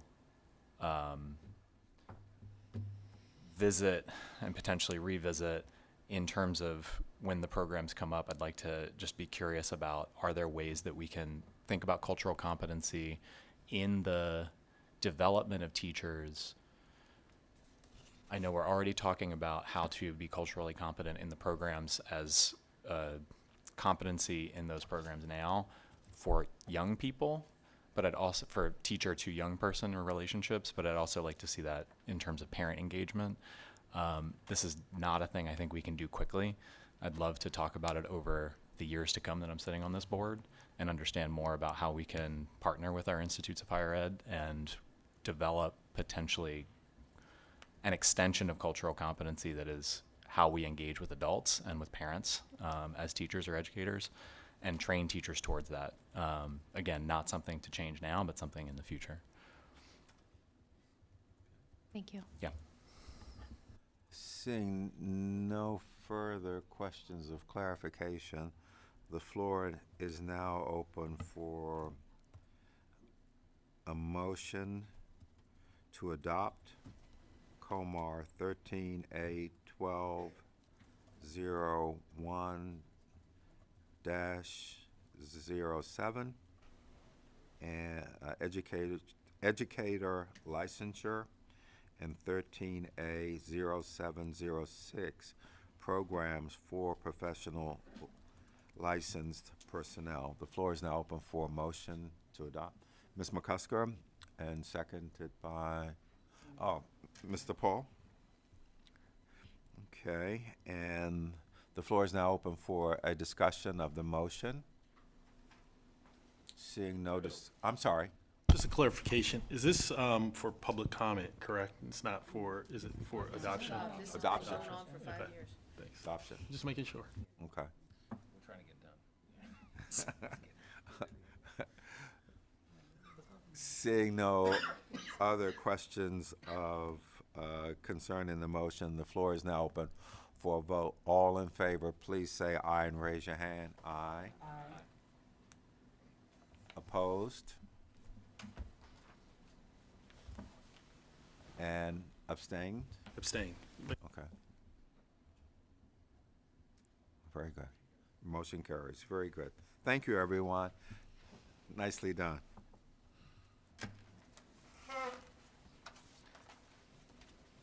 Persistence, right? Okay.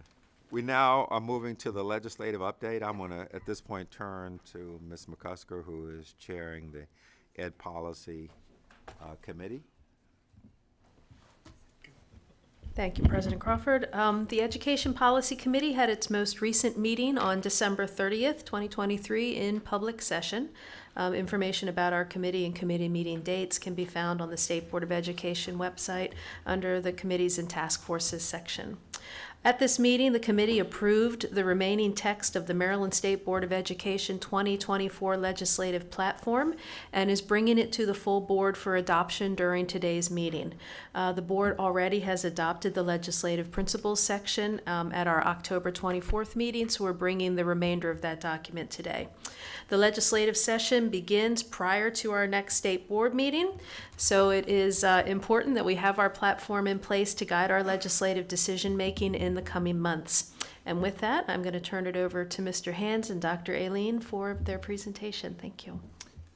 Thank you, Chair McCusker, President Crawford, Dr. Michael, members of the board. This afternoon, we will do a brief final walkthrough of the legislative platform and then provide some background information as we head into the legislative session. As Ms. McCusker mentioned, the board will not be meeting again prior to the start of session, so in addition to the platform, we thought it would be good to have some of the nuts and bolts around how session functions, the life of a bill, et cetera. The Education Policy Committee met on Thursday and voted to recommend the draft legislative platform for adoption. This recommendation comes after opportunities for feedback from board members, stakeholders, and the public. There was a small addition to the student mental health section during the committee's review on Thursday to emphasize that our school buildings should provide safe and healthy learning environments for all students by employing evidence-based practices, and appreciate the committee working to come together on that language. Outside of that, the draft that you see before you today is identical to what you reviewed in October. As a brief refresher, the critical components of the platform emphasize the specific parameters on which the board will support or oppose or support with amendments legislation during the session. These are centered on support of full funding for the blueprint, advocating for fiscal prudence and consideration of legislation, maintaining the long-standing collaborative relationship between the state and local school systems, and opposing unfunded mandates for MSDE and local school systems. With all of that in mind, be happy to take any of your questions on the platform prior to a motion to adopt. This is significant. This is the first time, I guess, in quite a while that the state board has actually had a legislative platform. So this is something we've been talking about over the last year, that we wanted to be in a position before the start of this legislative session to be able to signal the state board's priorities. So this is a significant step up, I think, for the board to be in this position. So the floor is now open for questions concerning the platform. Mr. Bartley, and then Dr. Getty. Thank you, Mr. Hands. You have someone with you today, and I don't think we've formally met her, have we? Oh, please, yes. Okay.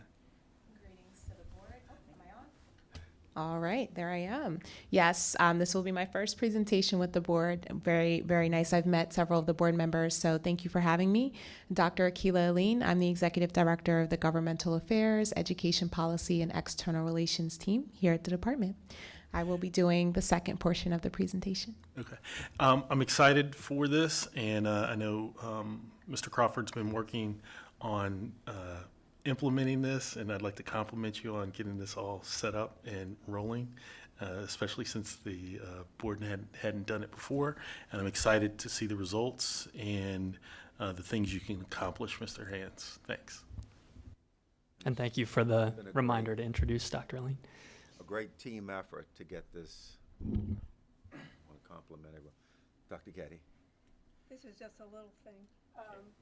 Under legislative principles, the numbers need to be corrected. They're all Not on. ones. They were all. Oh, Or 111. that is a PowerPoint error and not in the actual platform, but yes. Okay. But the Thank reason I pointed out, because I want you to look at the third number 1. Got it. All right. This is a silly idea, but I have to tell you.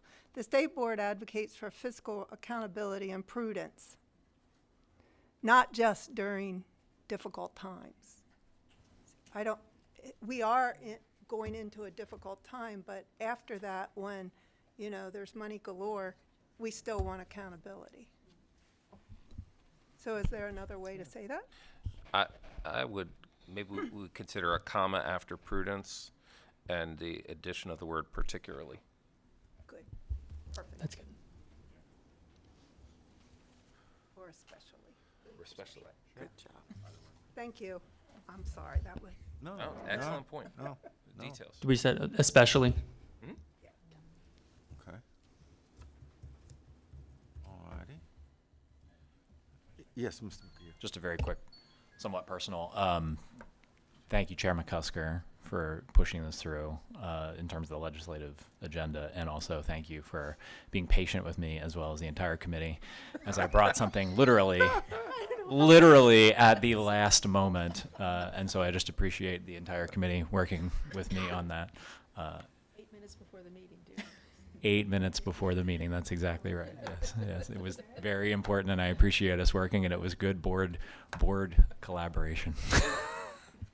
Again, as I say, I'm very blessed to be here with such special people.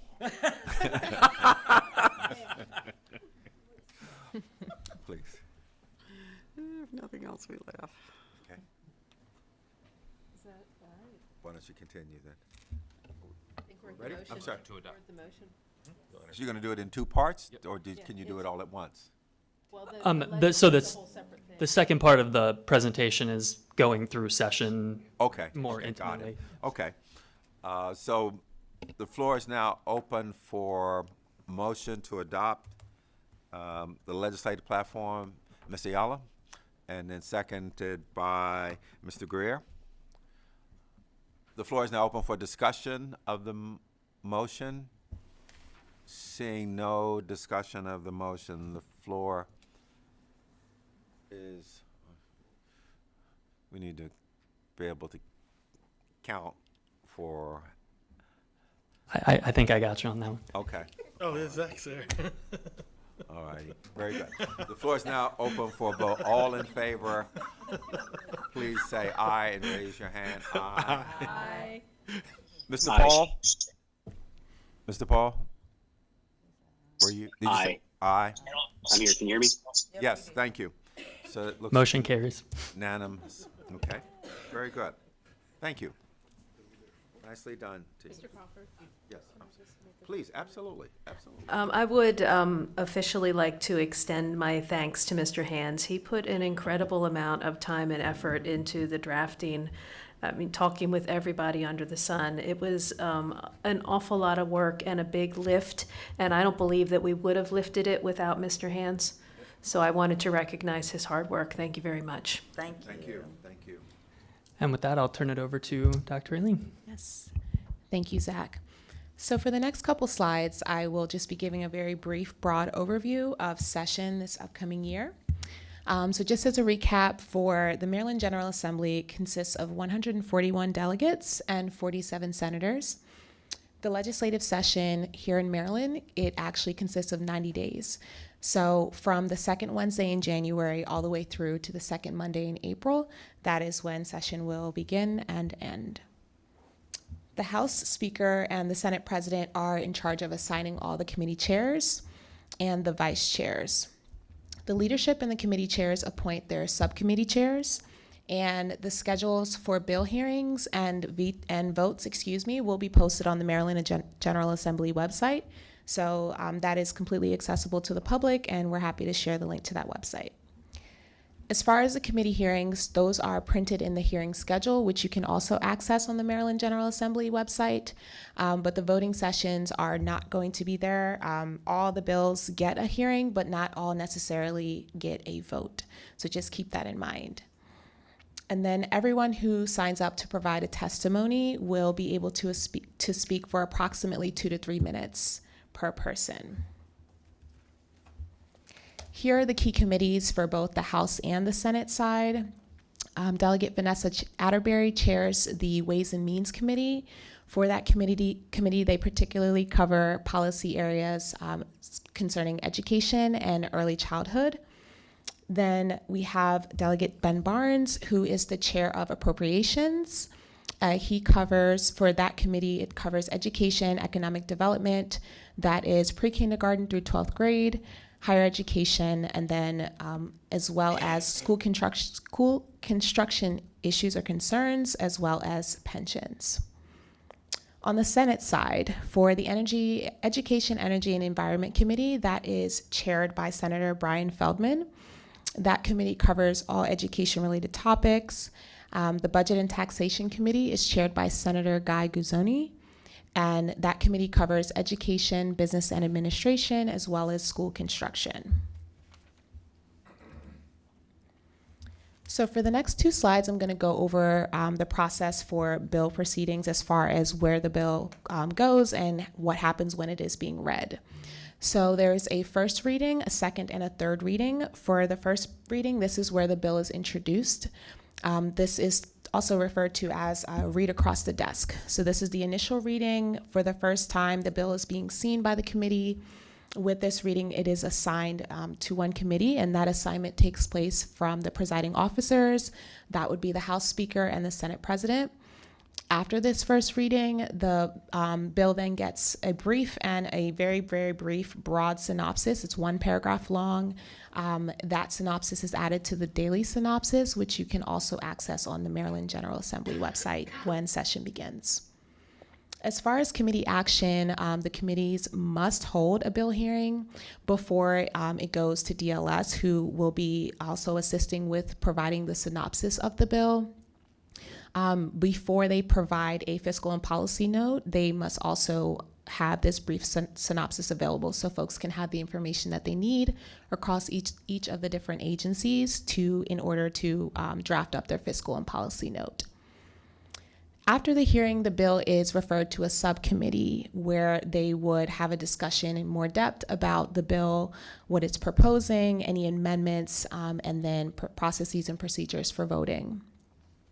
The subcommittees then provide a report, which is presented to the full committee. That committee then votes on whether or not to what's called report out, which they would move the bill out to the floor. So for the second and the third reading, the clerk will assign the bill forward, and basically what they do is they read the bill title again for the second time, just to make sure that all those who are present are aware that this is the bill that's being brought to the floor. The committee amendments are considered for approval by the full chamber in the second reading. Members also may offer other amendments for consideration on the floor. These are called floor amendments. In the third reading, this happens after the passage of the second reading in the Chamber of Origin. The bills are reprinted then for this third reading. Here for this reading, it includes any committee amendments or floor amendments that had been adopted in the second reading. Fiscal note and synopsis are also revised to reflect any sort of changes or amendments, and these are reflected in the fiscal impact or summary of the bill, which you can also access online. It's important to note here that no amendments may be offered on the third reading vote in the first chamber. However, amendments may be offered in the third reading vote in the second chamber. There is something called a conference committee, which rarely any bills that come from the board or the department goes to a conference committee. This is sort of like a special case, but that conference committee would assign 3 members from each side, the House and the Senate, in which they would vote to resolve any areas of conflict or contention concerning the bill. But like I said, that rarely happens for any of the bills that move forward from the board and the department. All right. This last slide here actually discusses the final passage and the vetoes. So what happens is the bill then becomes enacted. Once the bill passes both chambers, they're presented to the governor and reviewed by the Attorney General for legal sufficiency. They're also reviewed by the governor's legislative office. Bills must be presented no later than 2 days after adjournment, and the governor may either do one of 3 things. He may sign the bill, he may veto it within 30 days after being presented with the bill, or he may allow it to become law without signing. Concerning vetoes, if the governor does veto a bill, the legislature may override that veto, and that must occur before adjournment, and that happens with a 3/5 majority vote. Okay, vetoed bills are considered for override at the opening of the next session. Now, if a bill is presented to the governor in the first 83 days of session, the governor has only 6 days, not including Sunday, to act before the bill automatically becomes law.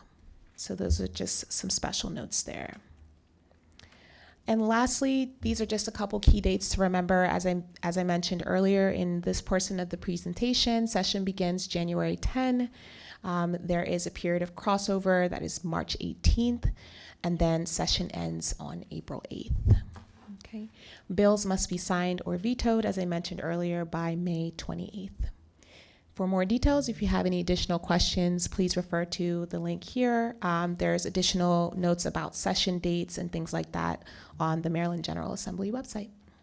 All right. I will pass it back over to Zach. Thank you. I won't go too far into depth because I think Akila covered pretty much everything. Just to mention that in terms of the process for reviewing legislation during the session, we'll have a legislative work group consisting of board members, board staff, MSDE staff that'll meet on Mondays during session to review the bills that have come in from the week before. I think overall throughout session, 300 to 350 bills we usually take a look at, as many fiscal notes that the department gets to review and complete. So there's a significant number of pieces of legislation that we will take a look at, and that work group will review things and make recommendations to the Education Policy Committee and to the full board on positions that the board can take during session. So just a little bit on the process there. I'm happy to answer. We should expect about 300 bills? It varies. That was me thinking back to a few sessions ago, but it depends on the volume. Mm-hmm. Yeah. Okay.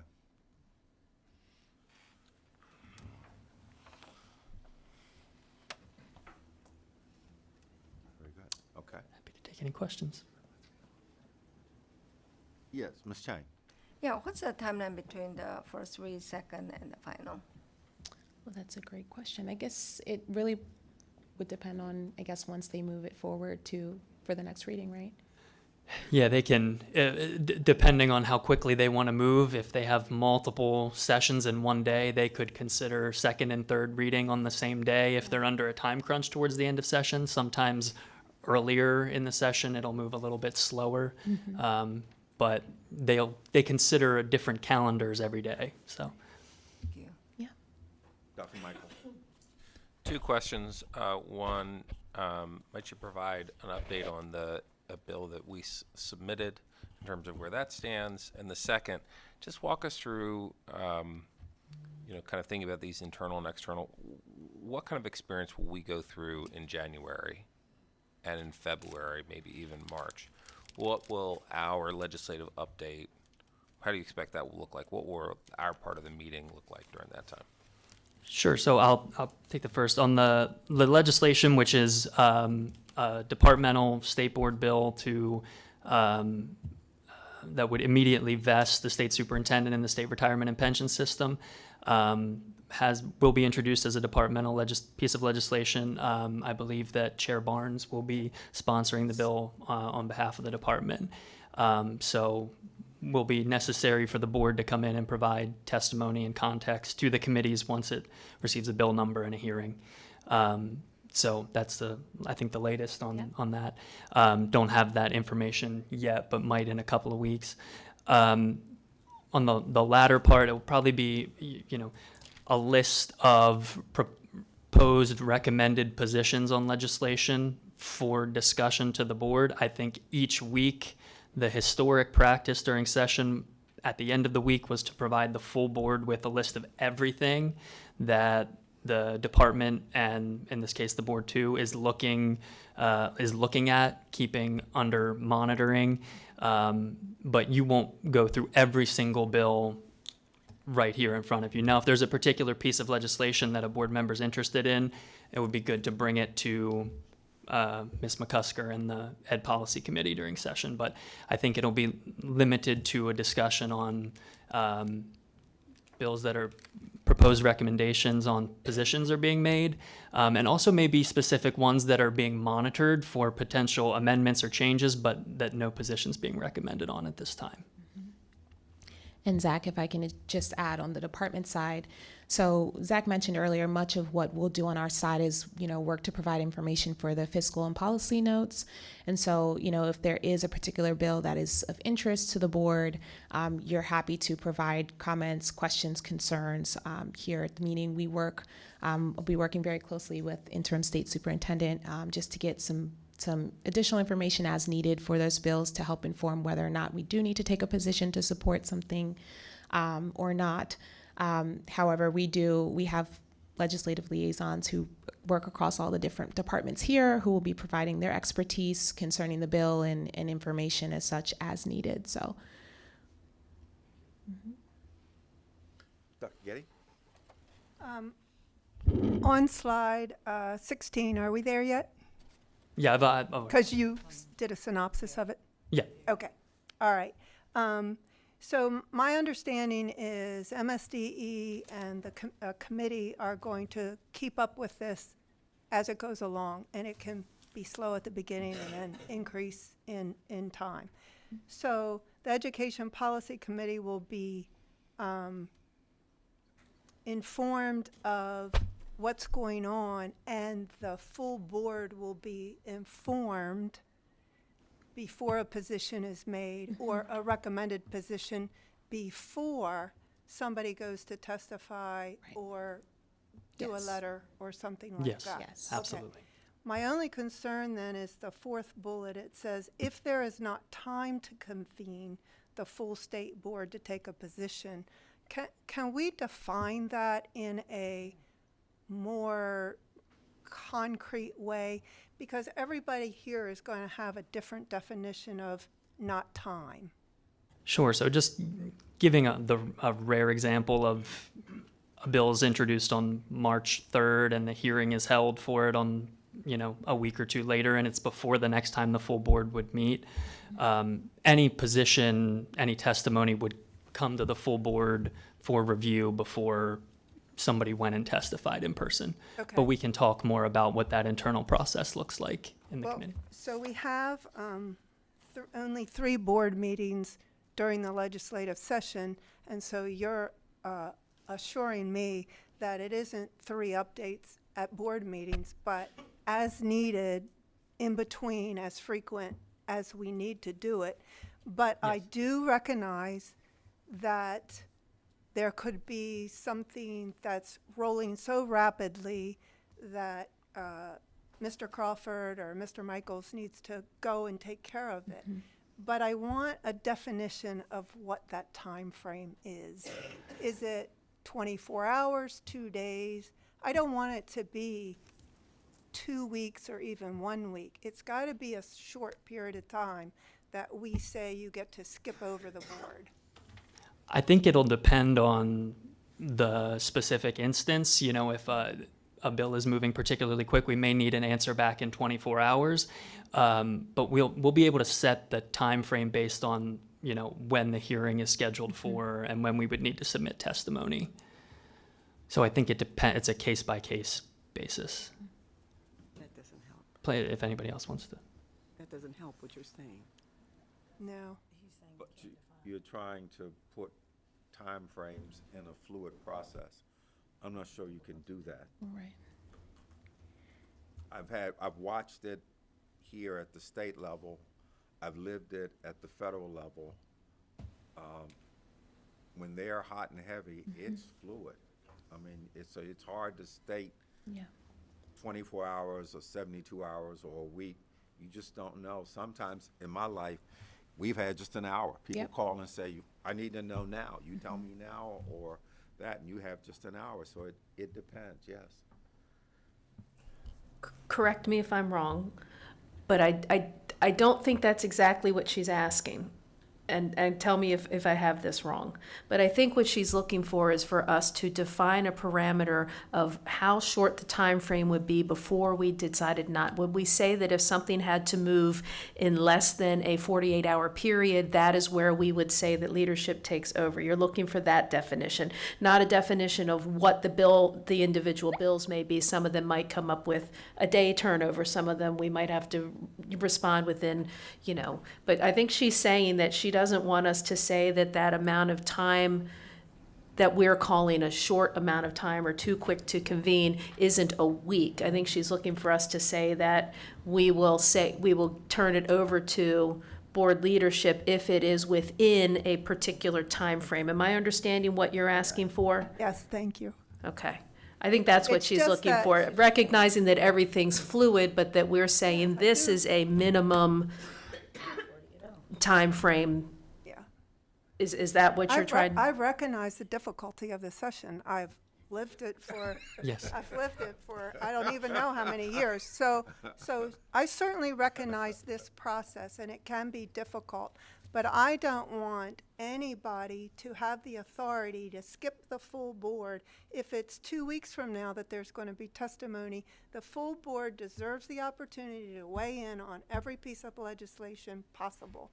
And that has to be foremost in everybody's job who is involved in this, that the full board has the right. They are entitled to vote on how we feel and how we stand on every single issue, according to our governance manual.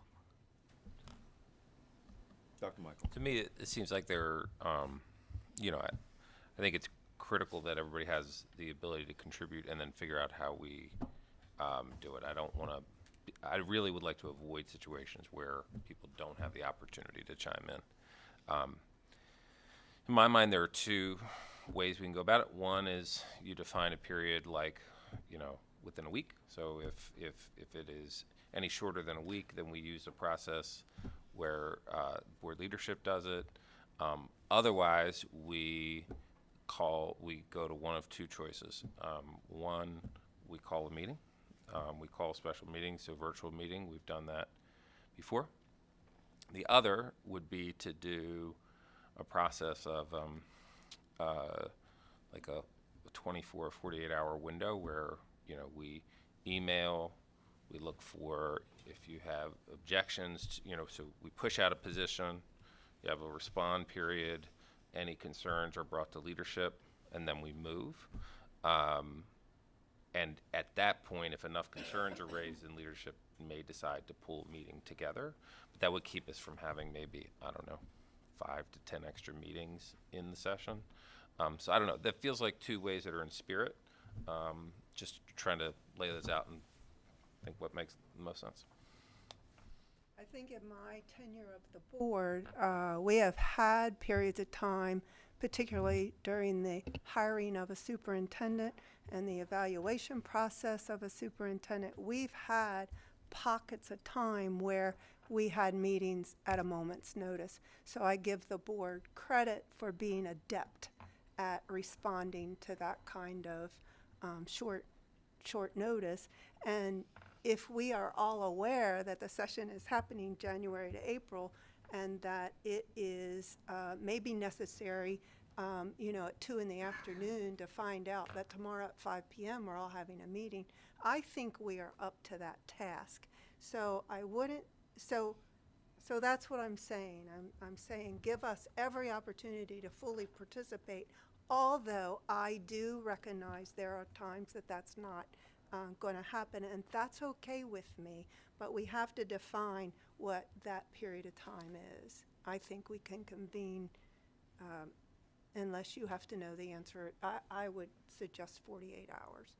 48 hours or less is cumbersome to you to, write testimony or find the right person to come. Mr. Schoen, were you about to offer an? I'm not jumping out of my seat. However the board decides to proceed on this, I just want to, once again, just make everyone aware that whatever the board decides to do, we have to do it within the constraints of the Open Meetings Act. Yes. I'm sorry, I didn't hear you.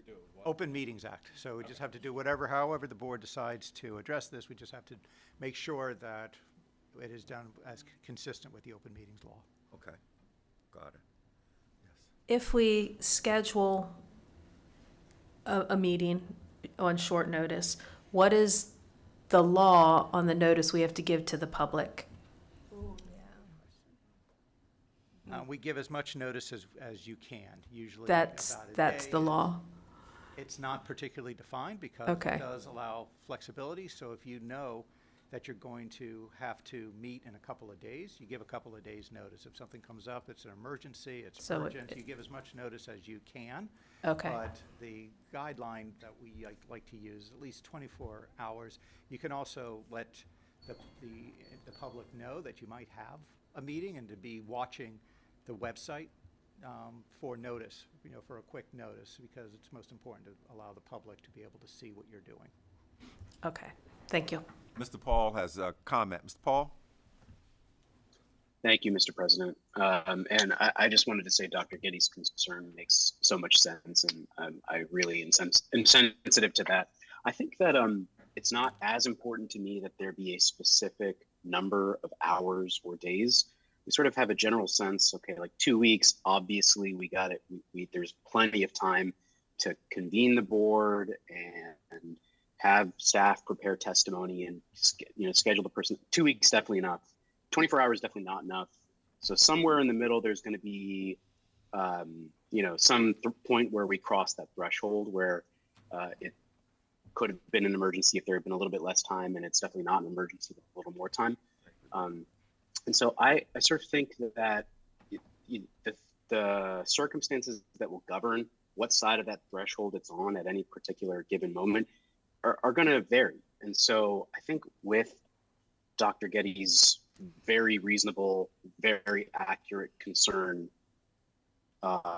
registered, I feel comfortable allowing this to be a standard rather than a rule, because I don't think that there's any intention on anyone's part to try to circumvent the full board or not have the full board have its opportunity to its rightful opportunity to weigh in on pieces of legislation. So I'm personally uncomfortable with a standard rather than a hard and fast threshold here, because I think that for a question like this, sticking to some threshold that's a number we're picking out of thin air rather than based on concrete experience is going to constrain us unduly. I think that after this session, if we take good notes and record our experiences, then I think next session we'll have some good data upon which to base a choice of a threshold to say, yeah, in general, it seemed like 36 or 48 or 72 hours or whatever it was based on meeting notice and staff time and all of that. That really seemed like the point where we needed to speed things up. Or if we had more than that amount of time, we could sort of take things as it came. So that's why I think flexibility at this point with, taking good mental notes about how it actually plays out is probably the best move.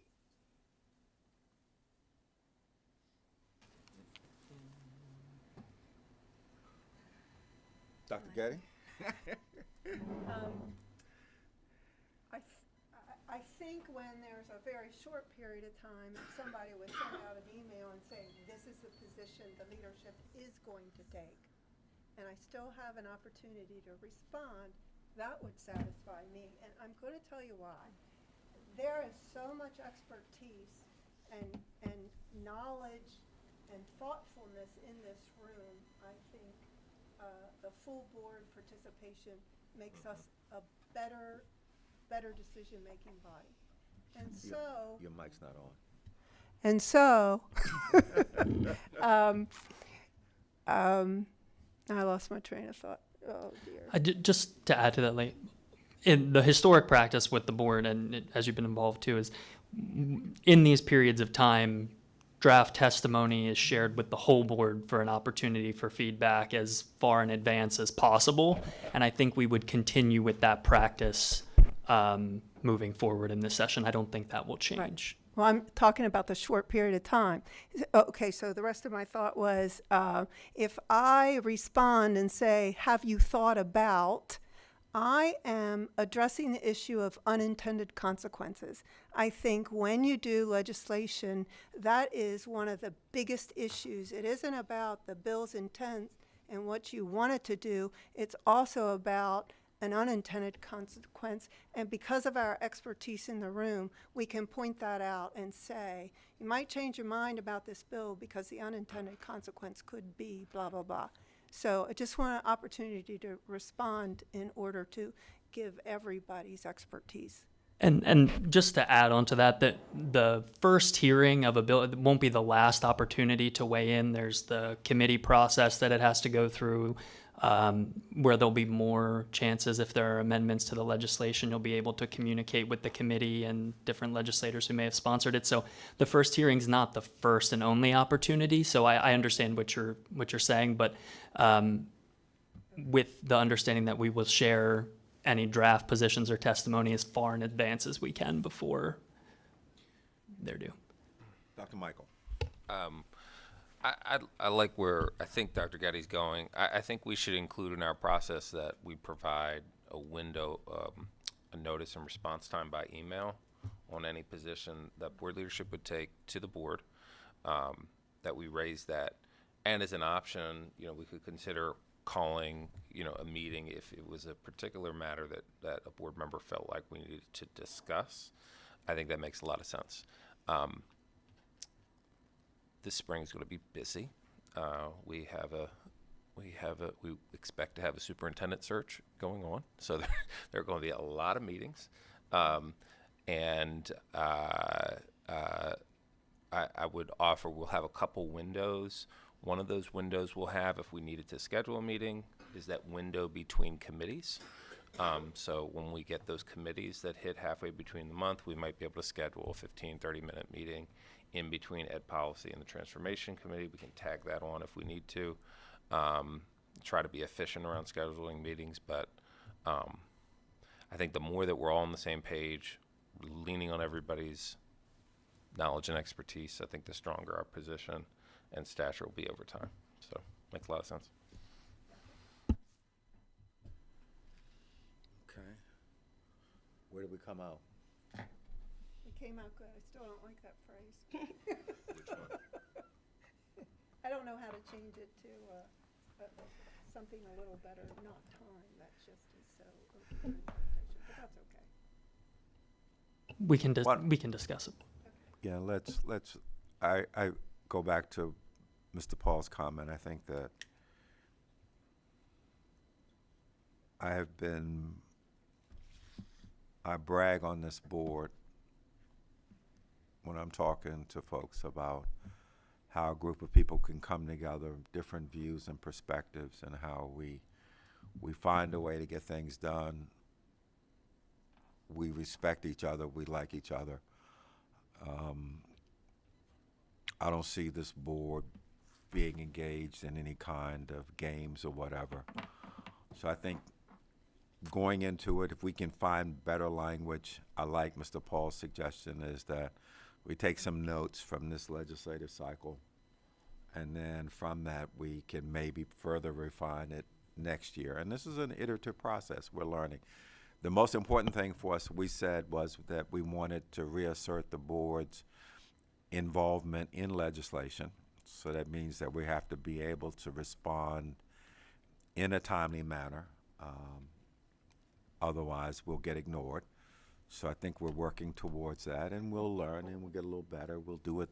We'll start here, and we'll pick up some experience during this cycle, and we'll make some, I would anticipate we'll make some further enhancements for next year, and we'll just continue to get a little bit better at it. And if we can come up with, if you can work with Mr. Hands to come up with some better language, I think we got it, that we're going to try to share it. We'll get the word out.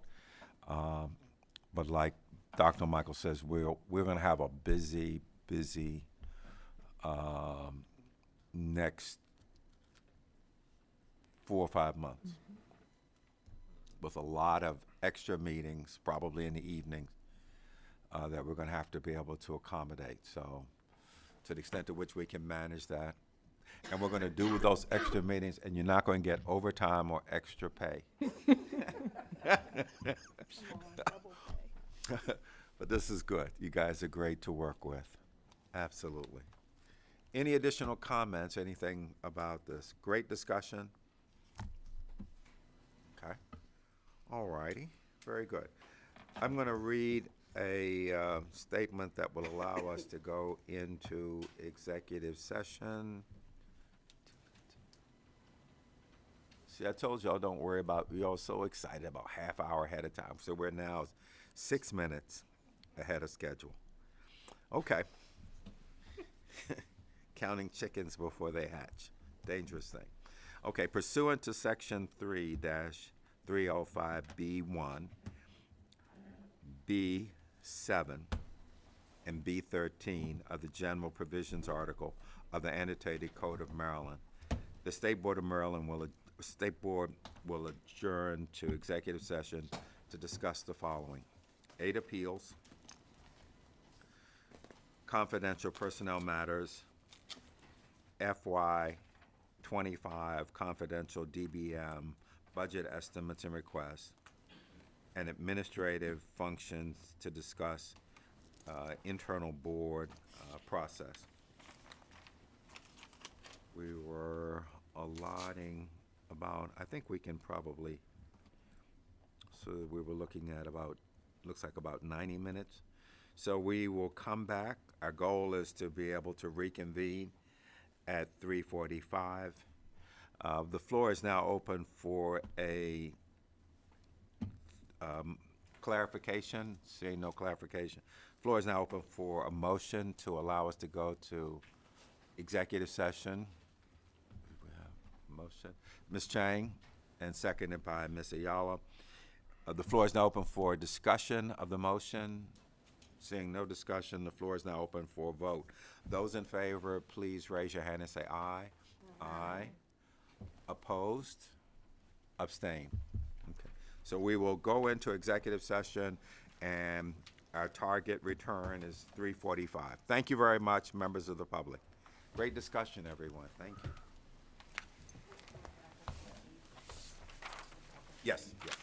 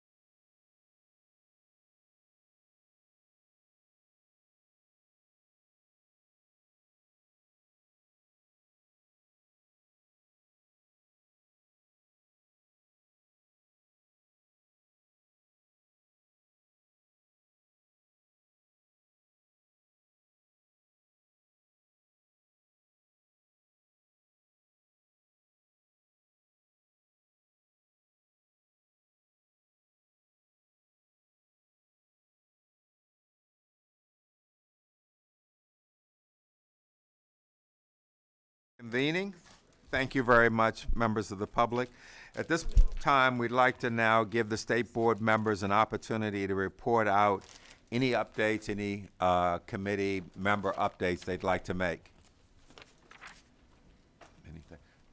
Dr. Millie McCarthy and then Mr. Greer. Yes, so I am a new member of this special education work group. Oh, great. Yeah. So there was a meeting.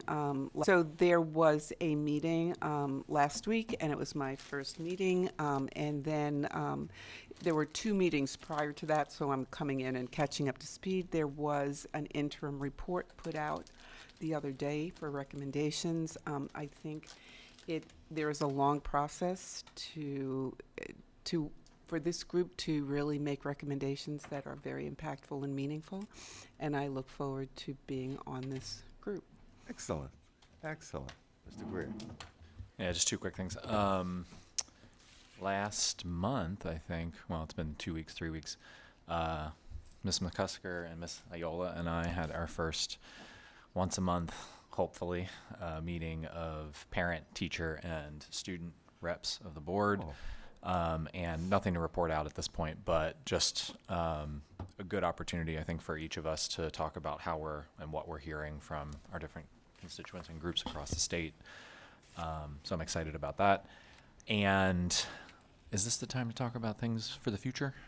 Yes, absolutely. Yeah. If you have ideas for agenda items, if you want to at this point to share those, or again, you can send it to us in the interim or to Zach. But if you've got ideas about future agenda items, please feel free to. Yeah, just a very quick one. So when we're talking about teacher certification updates, as I was reading through all of that and the teacher licensure, I began thinking a little bit about teacher evaluation and effective evaluations, especially because those are gatekeepers towards moving through the tiers, and started to have the question of how much of our evaluation is part of student growth. And took a look at that, and I realized that that's a part of the teacher effectiveness framework for the state, which is wonderful. But then it started to bring up all the questions that I've heard teachers say over the years about the implementation and effectiveness of SLOs. And so I think in the future, down the line, I'm not talking about next meeting, I'm talking about over the course of the next 6 months or so, I would love to start a conversation or strike a conversation with this board about how student learning objectives are being implemented, the support that we're giving from the state level, and how effective that process is. Yeah, much more to say on that, but at another time. Okay, very good. Anyway, Ms. Chang?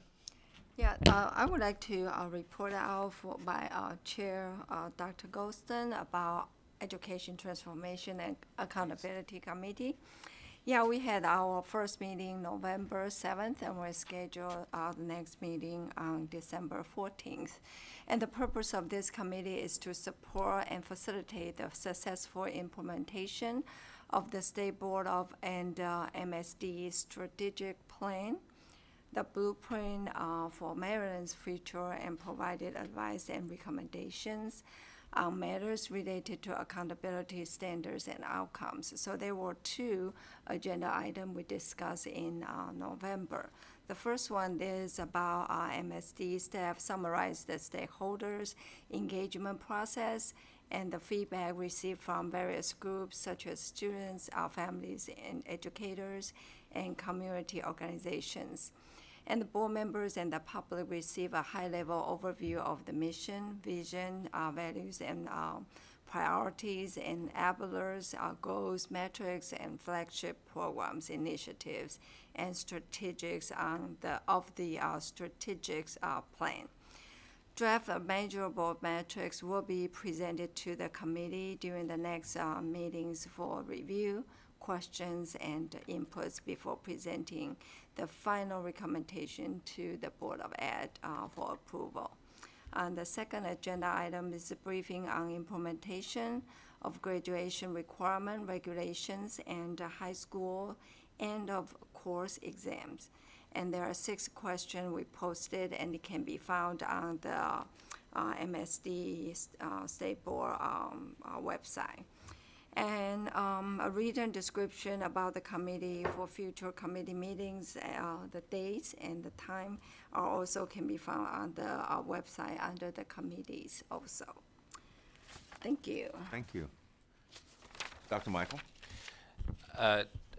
Two announcements. One, as chair of the superintendent search, just want to bring to the public's attention that the RFP did close on the 20th of November. We're in process. And the second thing, I had the privilege of joining General Sumter to visit Forest Park last month, and one of our CSI schools that actually met goals and has, I guess, graduated from that designation. So it was a great visit, and I just want to remind everyone that we have an upcoming board visit to Mary Rodman Elementary School in Baltimore City this coming Tuesday at, what time is that, 9 o'clock, Tuesday the 12th, 9 o'clock. Great visits. If you want to learn about how schools are doing the work of school improvement, I just found the Forest Park visit to be wonderful, and invite you to come and join for the visit to Mary Rodman. Okay. Yes, Dr. Millie McCarthy. Hi. This morning we were talking about school safety, and we talked about the fact that many times children don't feel safe going to school in middle schools and high schools, and we talked about doing a deep dive into that. I don't know what that looks like, but I'm wondering if we could work with the department to bring something to us for enlightenment and discussion. Yes, I think Mr. Hands has that, absolutely. We'll come back to that, absolutely. Okay. Yes, Dr. Getty. I would have requested with Dr. Wright to do a deep dive into chronic absenteeism.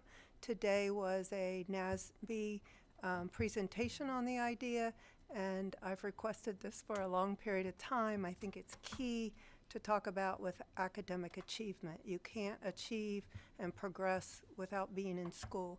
So I would like to know what's happening in Maryland compared to the nation, who's doing a good job compared to a national model of how do you get kids back in school? Excellent. Thank you. Yes, Dr. Millie McCarthy. I also think it's connected to school safety for some children. Yeah. So I think it's an encompassing conversation. Absolutely. Ms. Chang.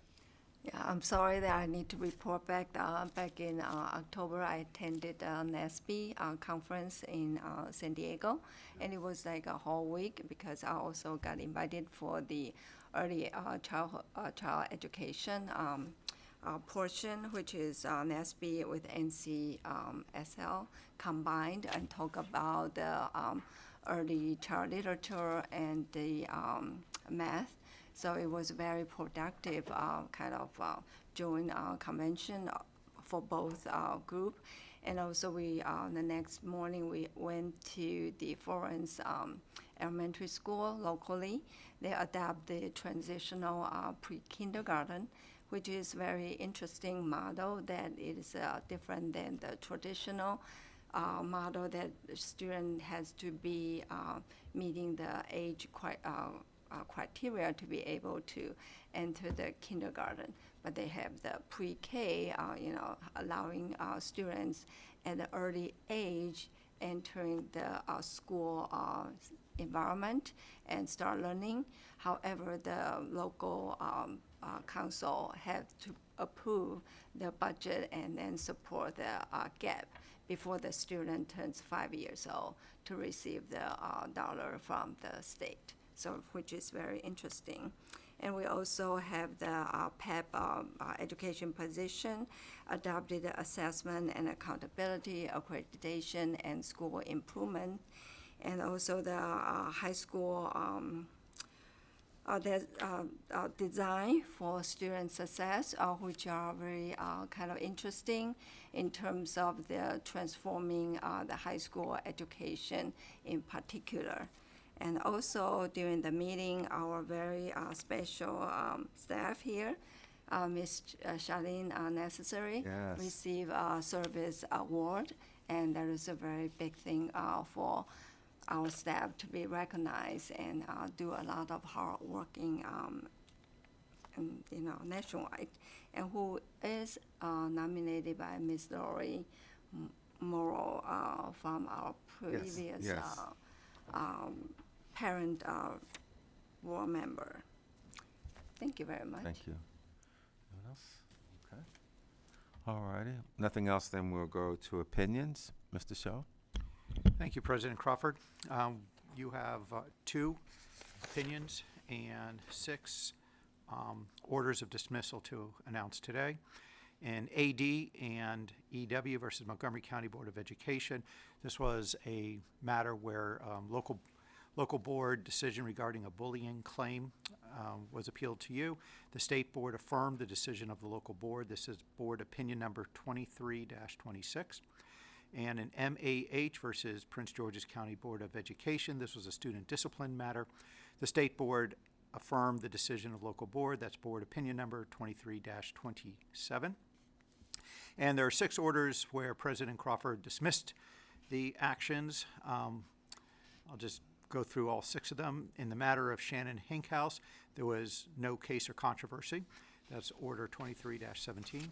In TJ and DJ versus Montgomery County Board of Education, they had asked for reconsideration, and that was denied.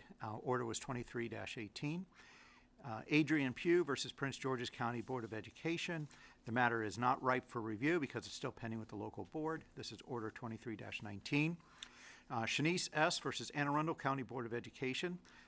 The appeal was untimely filed with the local board. This is order 23-20.